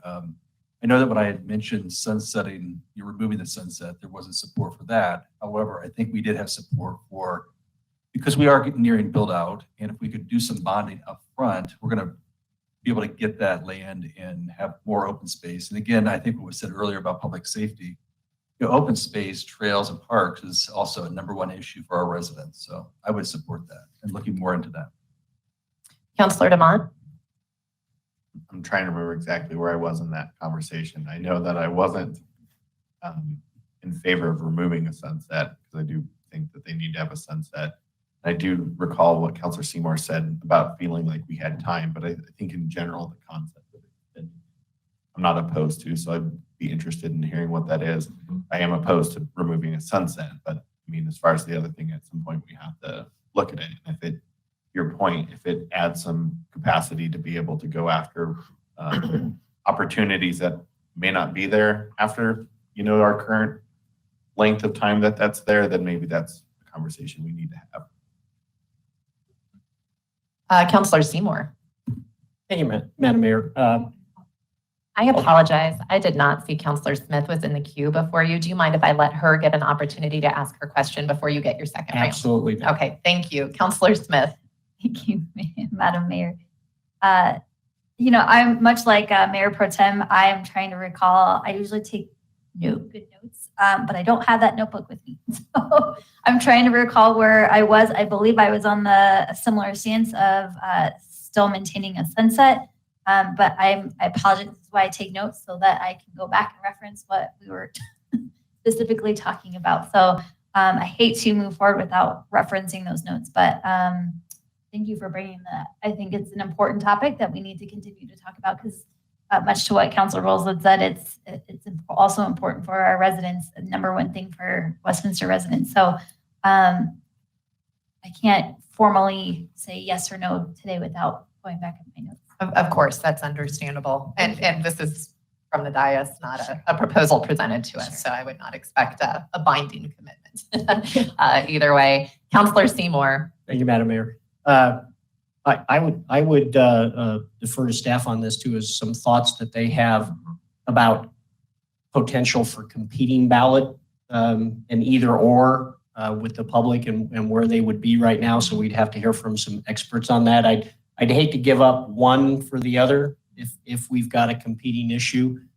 But that would be my concern about putting two on the ballot at the same time. I know we have some issues as immediacy or some needs. And then on the post tax, and then the parks open space, the bonding capacity that we only have a certain amount of time to get certain land. But I would hate to lose both of them or gain one. So we'd have to see on what the thoughts are out there in the public. I'd be happy to address that. Please go forward. Yeah, thank you, Councilor Seymour. I think the first thing I'd say is I'm sorry. I think we apologize for not bringing both together. I think we had the impression from the last conversation that was a bit behind us for this year, and that probably is mistaken. We put this forward as a new one that we wanted to talk about today, but I think we've got clear direction to come back on both. To your point, Councilor Seymour, I don't really believe it's staff's role to pick one or the other to try to, gauge those political wins and that sort of thing. We can do some research. We can do some polling if you choose that would be helpful to you, but it really is your choice as a group of six that as to how you want to proceed with these. But I think it's our responsibility to bring them all to you. So we'll do that. And we'll bring back, kind of dust off those notes from last time.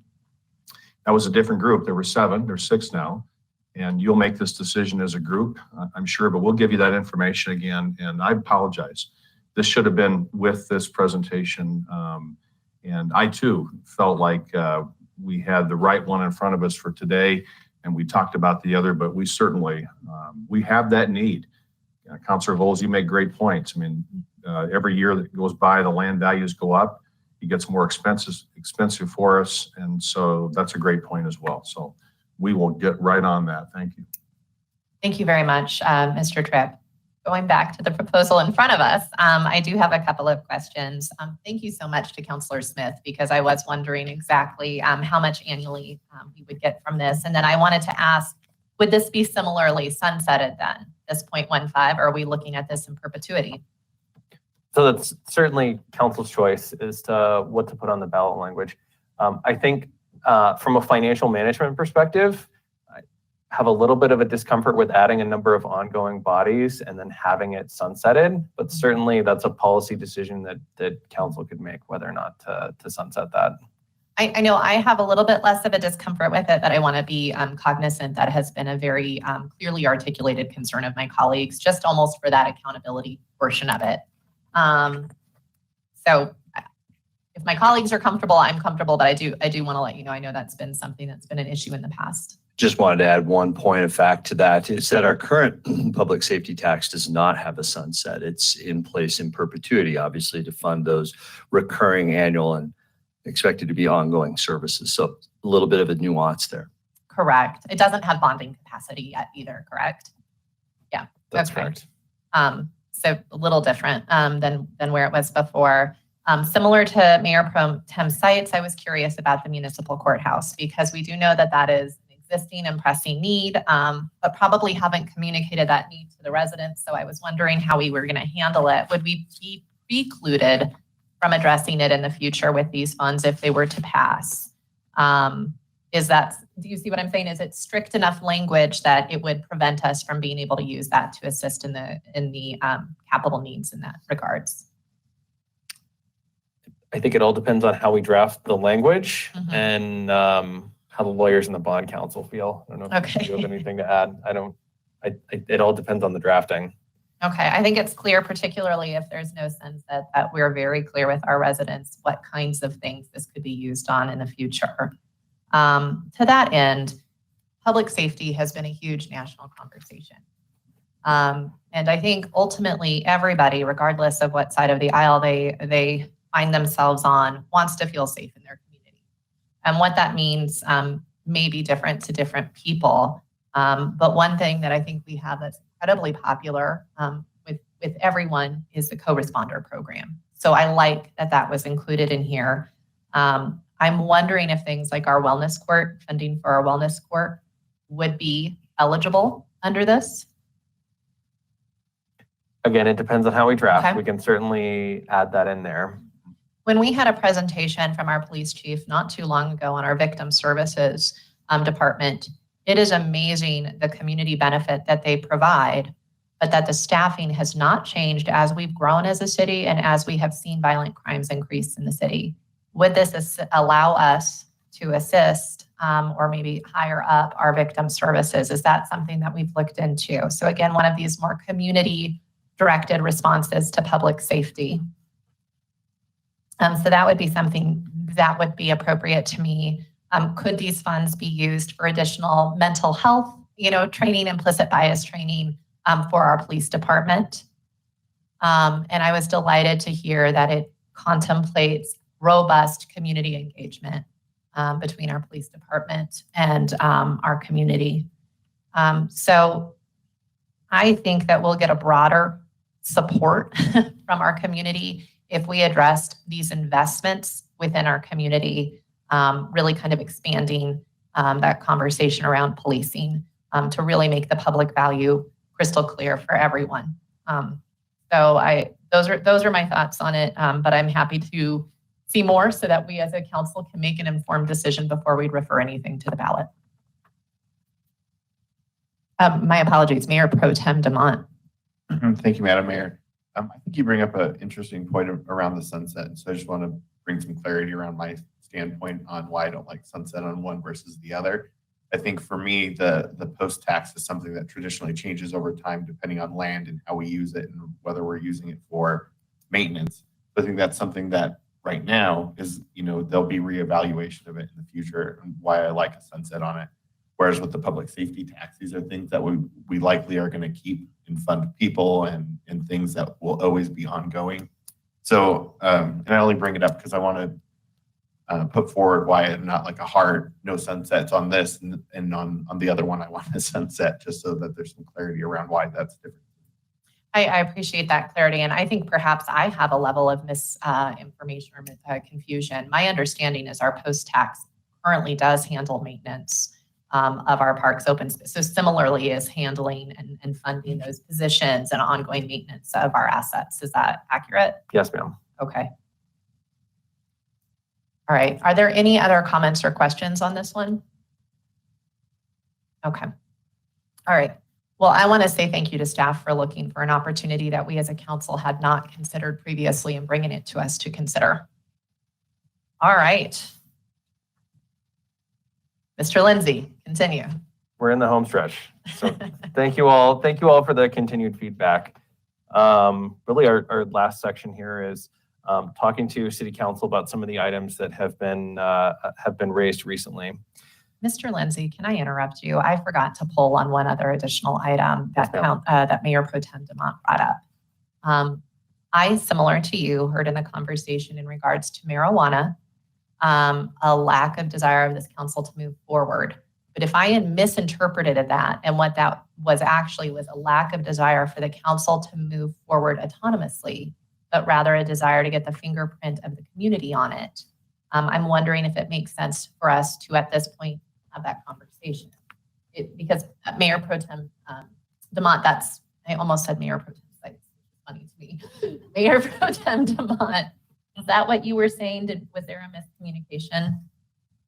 I mean, I don't remember where everybody else was. I remember that that's where I am. And it's a conversation that's continued to be brought up, again, with a variety of opinions on it. So I just wonder if at some point as a community that's a conversation that we let the citizens have and, kind of put a period on the conversation, I guess, because I really think that it's, at the end of the day, it's their community and whether or not they want that in their community. The reality is in Colorado, that is something that's here to stay. It's not going anywhere. Whether or not they want their city government to be able to fund, whatever the different things that we fund off of it, I really think is up to them. So if we are going to have that conversation, my preference would be for the residents to be able to weigh in on it. And I think at some point, maybe we're going to have to do that. Or we should do that, I guess is a better way to put it. That's where I sit on that conversation. Councilor Scully? Thank you, Mayor. I would be in favor of putting that forward to the residents. I think that they should have a say in that. We've seen it change in our state. The opinion of marijuana has changed in our state. I think it might be time to have that conversation again. Is there anyone else who wants to weigh in on this at this time? Is this something that we think the staff should invest time bringing back? Because this will take their time and capacity if they want to bring this back. Is this something that we think they should? Councillor Smith? I think so. We're so far removed from when it was first instituted in our state. I think that the conversation is worth having again, but I would defer the residents to decide whether or not that it would be in our community. Any other folks weighing in on this? I would be fine with our staff coming forward with what they would propose a question would look like to our general public. While as, you know, I do think ultimately, as Mayor Pro Tem DeMont says, this community belongs to our voters. And so if this is something that they think we should be looking at to diversify our revenue streams, that is fine. Personally, I have concerns having seen, but I'm open-minded. So, Councillor Vols. Thank you, Mayor. Madam Mayor. Anyhow, Mayor Sites. I equally, I'm the same position where I personally may not support it, but I think having our voters have a say is important. So I would support that. Thank you. Seeing no other, sorry. Councillor Seymour. No, I just buzzed in. I'll make that unanimous so that we have that unanimous consent too. I have personal issues, but the issue would be to the voters. Thank you. I think some of us are in that same boat. But okay, we will continue the conversation. I'm sorry to interrupt you there, Mr. Lindsay. I'm just going to clarify, and I know you've said this, I just want to say it on the record here. So we've gotten direction to proceed with looking at the park and open space tax and potential of a public safety tax, a marijuana issue on the ballot. And so we'll proceed on all of those and do whatever we can at a staff level to get the data and information for you. So appreciate that. Was there anything else? And there's a wards measure.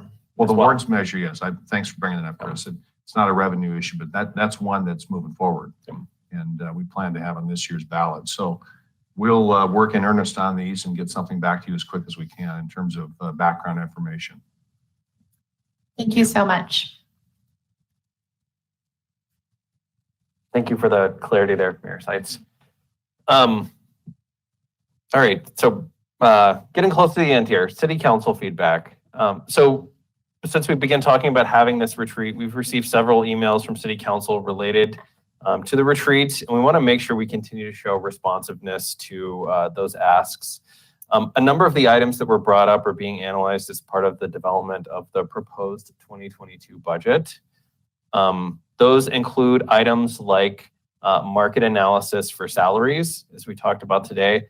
There was also a request on market analysis for time off, so that's going to come back as part of the 2022 budget.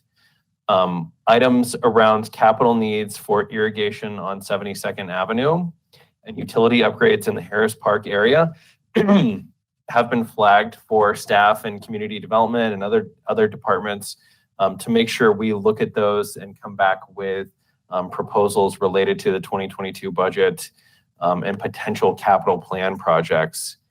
Retiree health, also known as Medigap, that's something that we've heard a couple of times now, and we wanted to make sure we address today, similar to how we addressed through the 2021 budget process.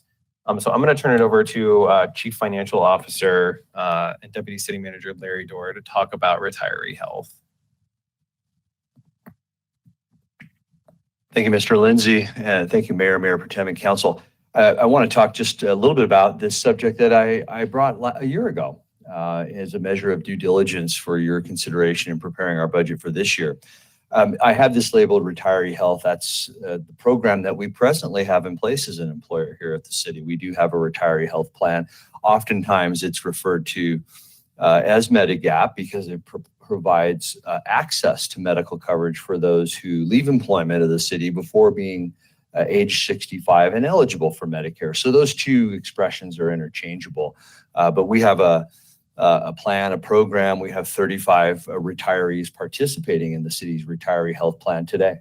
So I'm going to use those words kind of going forward. So what this is medical coverage provided to a retiree, a person who no longer works for the city, until they are eligible for Medicare coverage at age 65.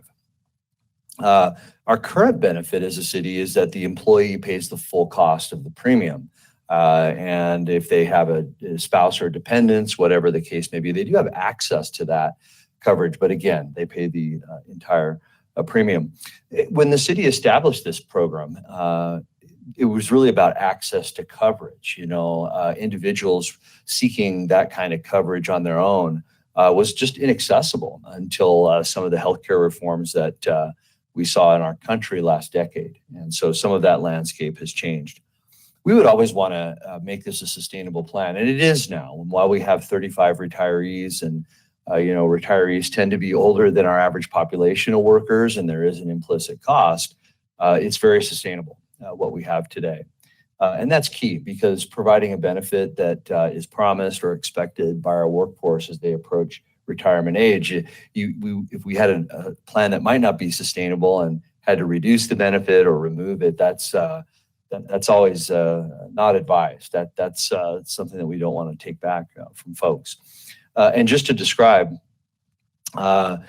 today, in order to be eligible for access to this coverage, you have to serve a minimum number of years and reach a certain age in order to qualify. So let me make sure I get this correct, because it's easily confused by me, which is you have to have reached age 60 and 10 years of service to the city in order to be eligible, or 20 years of service in any age. So under the first scenario, this retiree would have access for 5 years, from potentially 5 years. Of course, that person could retire at age 64, age 63, and would have access to that coverage until reaching age 65. And that's provided that the retiree is at least age 60, or any age of retirement, but 20 years of service to the city. And again, that's access to the coverage, same exact plans that are in place for all of our workers today until they reach age 65. So I think the question that's on the table, as it was before, is today, the current benefit is that the employee pays the full cost, and could or should that change, and how? So this is back before you. This is something that has been outstanding, and I've got a couple of hypothetical numbers on the next slide, and it's an opportunity for council to share its interest in this with us as staff, and I have a couple of recommended responses to that should it be necessary. But first, let me describe here what's on the slide, which is important, and please give me some grace and understanding in that the hypothetical variables they're infinite, right? In terms of what I described a moment ago of 10 years service and minimum age 60, I could give you 20 of those, right? Or any age and 20 years service, right? We could move that around. And then to add to it, of course, is the amount of the benefit. If it's the employer would pay 10% of the cost, or 20, or 22, or 37. I mean, it's, so the variables are quite large. So let me just show you on the next slide what I've modeled here, just in a very rudimentary way. There's also a very key assumption in all of it that, and that's predicting the number of people who would take advantage of such a benefit. We clearly, may have people who are eligible for this benefit today who just simply choose not to take advantage of it. Maybe they've retired from the military and have a different option, any number of different reasons. Maybe their spouse has access to some measure of care and it's just more desirable. So in addition to the age, years of service, and percentage of cost, it's also the percentage of adoption that would be difficult to predict. So I've just done very rudimentary here, some hypothetical cost estimates. And this would be the average annual cost over potentially the next 10 years. Of course, we do know our census information, which means we know who are our employees and their age today. and we know how many years of service they have today. So I can use some of that. And also I know the amount of the cost of medical care today. That's another function of all of these estimates going forward. So what I've done here is just change the eligibility a little bit to make it a little bit perhaps more sustainable if the employer were to begin paying some of the cost. 25 years of service at age 55, so making that a hard number, and then $9,200 annual premium. And you can see here I've got a couple of assumptions. One, the participation rate at different levels, and two, a couple of different choices if it were to include just police officers and firefighters or all employees. And you see the numbers here on the grid. I wouldn't describe those. You can see that. But I would think a next step in terms of managing due diligence, if this is of interest to the council and has some consensus at some of these dollar amounts, a next step might be to retain the services of a professional actuary who could provide some more specific numbers based on first, market competition, and second, those adoption rates, how many of our employees might actually take that based on the benefit that's provided. So that would be a real prudent way to understand the cost. And then maybe a phased approach, maybe the benefit phases in, and then we evaluate that over the course of a couple of years into the future and could reevaluate it at that time based on our experience as an employer. I do want to say that we don't necessarily get a lot of feedback from candidates for jobs at the city asking us, is there a retiree health benefit? And we do have a plan, but we don't seem to know that we're losing a lot of candidates because it is employee or retiree paid in full at the moment. So with that, I just have kind of revisited our discussion from a year ago and ready for council feedback to that. And I'll just wrap up staff's portion of the presentation. That's it for our slides today. I just want to thank you for your attention to where we are as a city here in mid-2021. I think our workforce and our community have proven nimble and resilient. We have a number of very favorable things happening relative to our revenues. But as mentioned earlier by one of the speakers, we have some fragile things to deal with, both as an employer and in our capital and operating budget. So I want to thank you for your attention to this. Of course, I'm happy to answer any questions about retiree health or Medigap. And then I also want to thank you for informing us in the development of our 2022 budget, which we'll be showing you a little bit later this year. So with that, Mayor, thank you. Thank you very much for that presentation. The first member of council I see in the queue is Mayor Pro Tem David DeMont. Thank you, Madam Mayor. And thank you for this analysis on the Medigap. I know that, this is the second year of me bringing this up, and I think that it's become more real in the region because we have cities like Thornton who have now given this to their police and fire departments, from my understanding. And with such a rapidly changing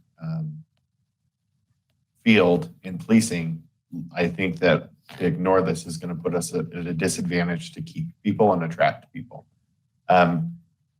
I appreciate the fact that we have all employees in here, and I'm not opposed to long-term looking at that. I do think that there's some immediacy around us addressing this with police and fire. And for me, this is an interesting topic because, my dad, as an example, started, in his 20s. I think actually even before that, he was a cadet, 33 years with Denver, retired at, 50, 51 years old. He had 15 years of having to pay medical insurance for he and my mom. They needed that medical insurance, but that's the kind of job that is both police and fire that is rough on people's bodies, spirits, and minds. And I think that those folks who decide they're going to give their life in that kind of public service deserve to be taken care of at the end of that tunnel and that journey. So I am a big advocate that this is a way that we could show them our appreciation as a community, as well as make sure that we're attracting the best and the brightest and people who want to still want to make a career out of policing and the fire service. So I would certainly advocate and ask that my colleagues support that we move forward with looking at that for the police and fire. I am open to long-term us looking at that for the employee base if it makes sense. I can't imagine that that wouldn't make us more of an attractive employer for other positions as well if we looked at that for the entire employee base. Thank you, Mayor Pro Tem. Councilor Seymour. Hey, Madam Mayor. I too concur with the thoughts of Mayor Pro Tem DeMott, specifically on attracting the best. I had a question too that may not be able to be answered right now, but this plan that we currently offer at the $9,200 a year, so $767 a month, is that similar to a Medicare plan where to have a complete coverage, deductibles, and drug payments that they then have to buy supplements to go along with that? I'm trying to get at the gross cost of this to the person. So those listening not familiar with that, if you qualify for Medicare, there's certain gaps in that coverage that most retirees then fill in with supplemental purchases. Gotcha. Okay, thank you. To be clear, the 35 participants who are in the plan today, they're under the age of 65. They're not yet participating in Medicare at all. They have the exact same plan that they had when they were employed, or our general employees presently have. As you know, we are self-insured for medical and dental as an employer, and for our retirees through Aetna and Kaiser and those kinds of providers that you might be aware of. And so I can't compare and contrast relative to Medicare, to be real honest, but it's just a continuation for the retiree of what they have in place while they're employed. Excellent. Well, that would be an all-in cost, and so that's an outstanding benefit. So thank you.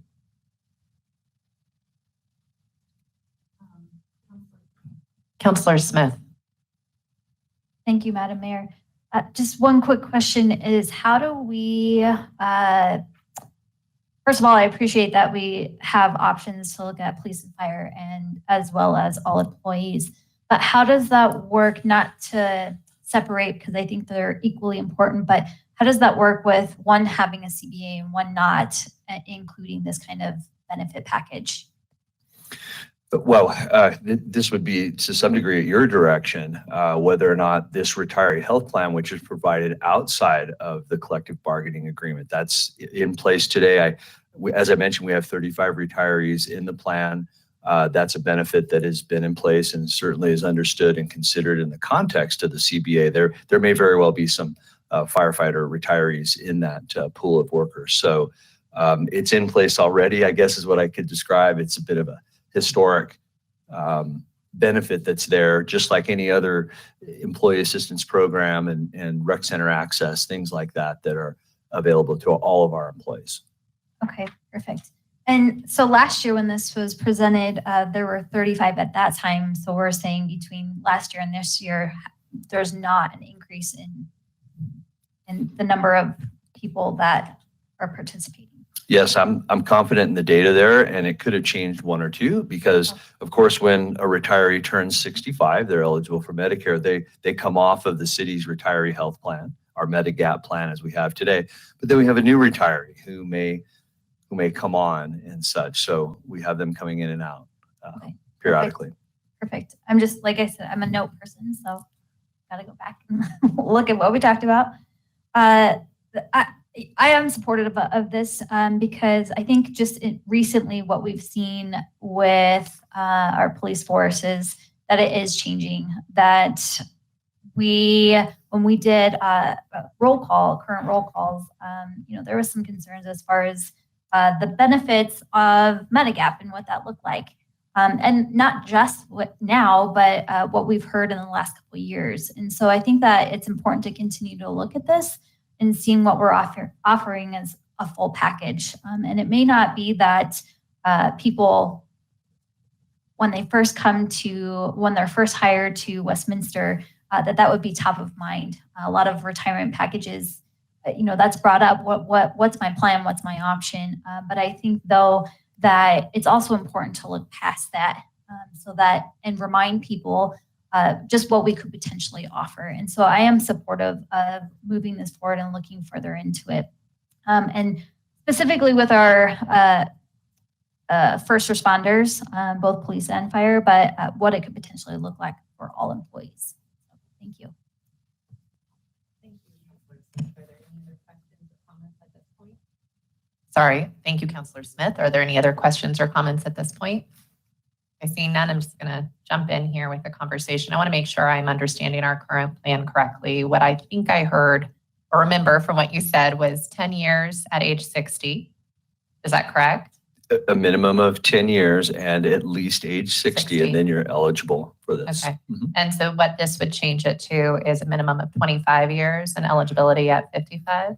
Let me just be clear. This isn't a staff proposal necessarily. It's just a hypothetical to give council the understanding of the order of magnitude, that this isn't in the tens of thousands or the tens of millions of dollars, but certainly you see the numbers here. We could model this and it should be done, I think, with a professional actuary as a next step, but I don't think the numbers would be materially different from this necessarily. And I hear you. I'm actually just asking really discreetly the difference in what is written on this page, regardless of whose proposal it is, from what we have currently. And so our current proposal or our current policy is you have to have worked at least 10 years and be at least age 60 to participate.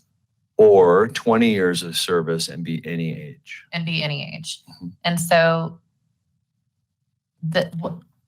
how does this change in what's being proposed today? So as a thumbnail, we've just anticipated the participation rate in the one column. And because we wouldn't have an idea as to who might participate either at 10 years and 60 or 20 years at any age, I just took a thumbnail to it and said 25 years, age 55, and looked at our census. So this was just one hypothetical model to give an order of magnitude. Okay. And I'm feeling very dim here, so I just want to be crystal clear in what I'm asking.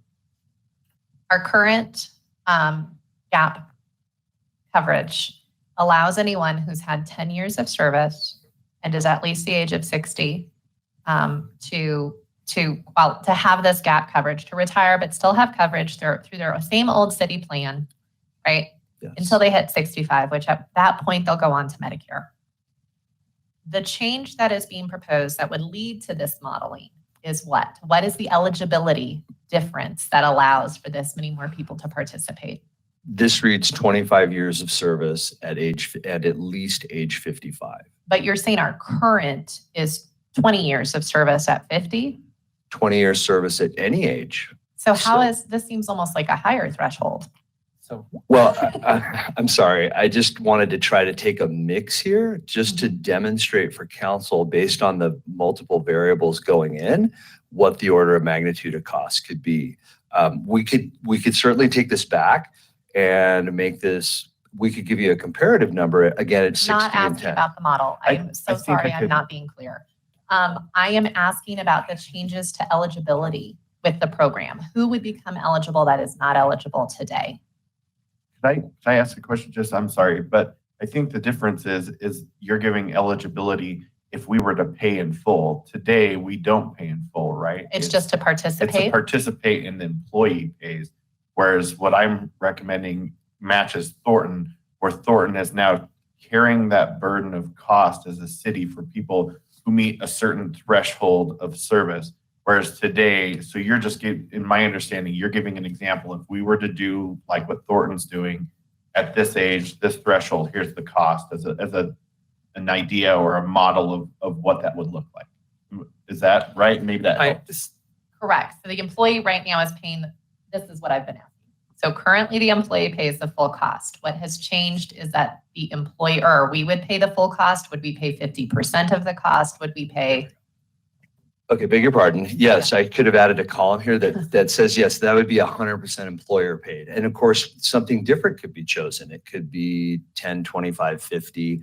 Again, I wanted to demonstrate the multiple variables that could go into this. And this presuming that we're paying 100% of the employee's portion, not their dependents? Correct. Okay. Thank you. Thank you, Councilor DeMont, or Mayor Pro Tem DeMont. So that's a pretty large liability for the city. It's not a small liability. And I appreciate that you, not as an actuary, but just kind of taking a stab at what this might mean. The numbers are significant, but also recognizing not everybody's in a financial situation that they're going to be retiring at 55, even if we're willing to pay their full cost of healthcare. But it's a staggering number that would go on into perpetuity. And particularly where we're already having retention might even be an incentive to leave, right? So I really respect where this is coming from, but I have a concern about the full liability that this extends to the city for a very long period of time or indefinitely. That said, I was in employee benefits, worked in employee benefits, and we would often get people who weren't able to retire because they couldn't afford not to have health insurance.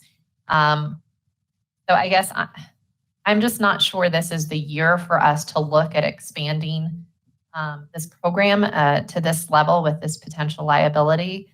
I recognize that our police and fire do put themselves in harm's way to protect our residents, and that there is an additional both psychological and physical burden to the type of work they do. So I do not want to discount that at all. But this is pretty significant numbers that we're looking at here. I would be fine if it would make my counselor colleagues feel more comfortable to get a little bit more solid data. I'm absolutely fine investing the time in that. And I think that would be worthwhile for us to have, even if we don't look at this year for future years. I think you're on, I appreciate where you're at, Mayor Pro Tem and Councilors Smith and Seymour. But without a little bit further understanding of what this liability actually is, if this is a best practice, hearing that this has not been something that's been brought up in recruitment for us. And it is interesting, we have a CBA. Has this come up through those conversations? Have our firefighters asked for this and we haven't been able to get there in the past? I'm not aware of that specifically related to Medigap retiree health in our many discussions over a number of years. And another consideration for us to think about is also that depending on the level of benefit, it could induce a lot of immediately a number of retirements. So this is something for us to be thinking about with caution, and maybe a next step would be to bring a set of data related to what might be sustainable for a good period of time, and perhaps phase in, this option for the workforce going forward, and it different from our current benefit. Have we considered polling our existing? Has there been polling by any police associations or fire associations about the value of this benefit, how common this benefit is, if it helps recruitment and retention? Have we seen any data indicating that this is a good lever to kind of address some of the recruitment and retention issues that we've heard about? Okay, so I think that's the next step in the process. Yeah, I think I need a lot more data to make sure this is the right solution to the problems we're faced with. Yeah. I don't like to guess. I don't like to fix a problem that I don't understand completely. I'd like to understand the benefits and costs of this a little more fully. But I do appreciate Councilor DeMont's continued support of our department and constant advocacy for this issue. And having worked in employee benefits, I do recognize a lot of folks feel trapped is to continue to get access to benefits that they could not afford otherwise. Yeah, we have a good deal of research to do on this, and certainly you've all agreed that you seem to all be agreeing that you'd like to see the research. We'll do that, and we'll provide that to you. I want to clarify one point on the CBA. There, you asked specifically, has that been a subject of discussion during negotiations? And I wouldn't want to answer that today. We'll go back and check to the extent that we can report that out publicly in terms of negotiations. We'll report that, but I wouldn't say that it wasn't a subject of discussion, because it may very well have been and not have gotten any place beyond, wages and other kinds of benefits, because those things start pretty broad. But we're certainly actuarially, from a market standpoint, and there's other impacts here. There will be some loss of employees if we initiate something like this, and we do need to consider that. But on the other hand, I've been here with the city since 2012. So I was on the back end of the 2008-9 recession and saw an awful lot of employees in a number of departments that were working beyond 55 years of age in very, very difficult situations, strenuous work that probably in a defined benefit program would not have been working, but needed to because of what happened to their contribution plans. And so, you know, this is a reality that some folks need this sort of support beyond 55. CFO Dorr mentioned earlier, and I'll reiterate it, there is a variability as to how this thing can be implemented. It can start at very kind of levels, but we need the actuarial work, we need the marketing work that you've all suggested, and we'll get on doing that and doing it as quick as we can so you have a chance to consider it for this year if you choose to. I appreciate that. The one thing I would add is if we're going to do this work, perhaps we could look at modeling that contemplates different funding levels. So maybe not 100%, but starting at 50% or something. That might help me get a little bit more comfortable there. Mayor Pro Tem DeMont. Thank you, Madam Mayor, and thank you for your thoughts. I think everything that you and City Manager Tripp said are realities that I understand.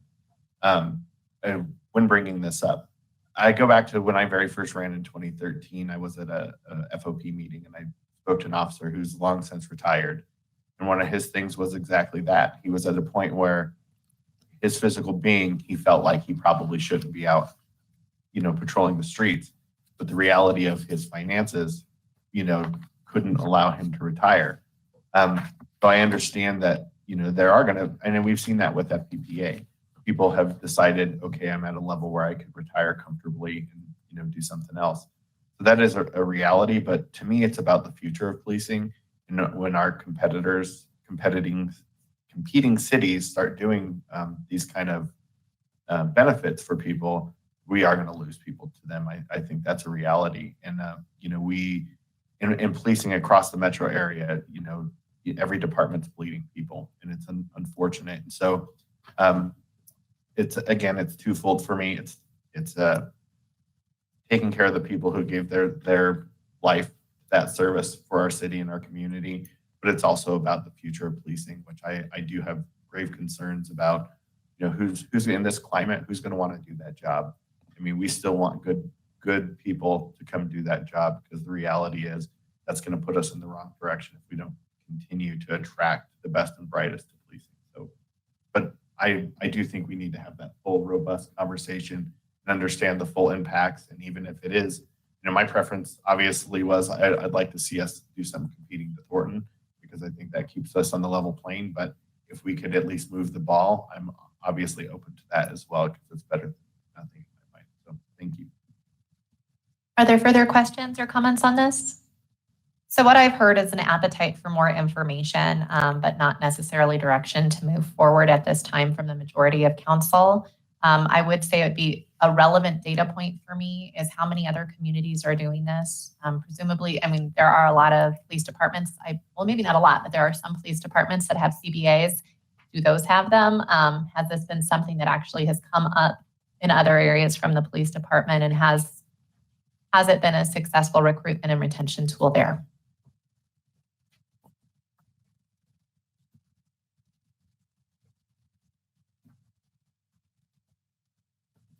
And then I believe you guys want to do your closing arguments. Yeah, I was just going to defer to Mr. Tripp. Thank you. Closing argument. How about a closing thank you? Yeah, that's really it. I mean, we, to you for being here this morning for what has been a very, very helpful conversation. Thank you for your candor and your directness and very, for having a meeting that gives us some very specific direction. Thank you, Mayor, for the meeting. Appreciate that a lot. And the rest of you for being right there and answering the bell, you know, on a lot of really, really heady issues. But finally, to Chris, to Larry, to Tammy Hitchens, to the entire policy and budget team, to all the department directors and their analysts who do this work, who are listening, most of you, are you still there? Just checking in. Thank you for being with us today. You know, we do a budget of between 250 and $300 million, all told. And so when we think about these items like procurement, the opportunities to save money and the responsibility of the people who handle this money and deliver these services, they're very important to us. So thank you for supporting the foundation of the types of things that we need to be able to do in this city to handle that money appropriately and continue to have this be the highest performing city in the Front Range. Appreciate it a lot.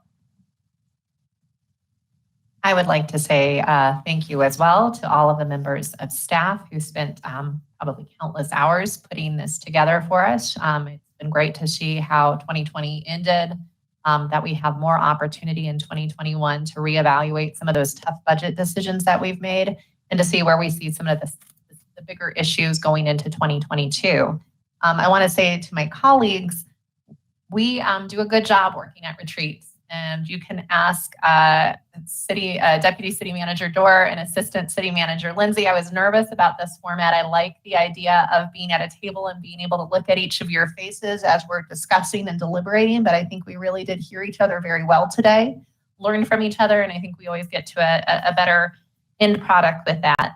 I would just like staff to still consider the strategic plan goals that we as a group came up with, and obviously, those will still be embedded going forward in 2022, even if they weren't discussed specifically today. To those residents of ours that decided to spend their foggy Saturday listening to us, thank you so much for your participation, for your interest, and let us know what you thought. Please email all of us if you have thoughts, concerns, or comments. With that, I wrap up the public session unless there's anything else from staff, I'd like to wrap up our 2021 budget retreat. Thank you so much. Mayor, do you need to go into And now I would ask that we get read into executive session. I see that I have City Attorney Frankel, who is going to read the item proposed for executive session today. There you go, my friend. Thank you.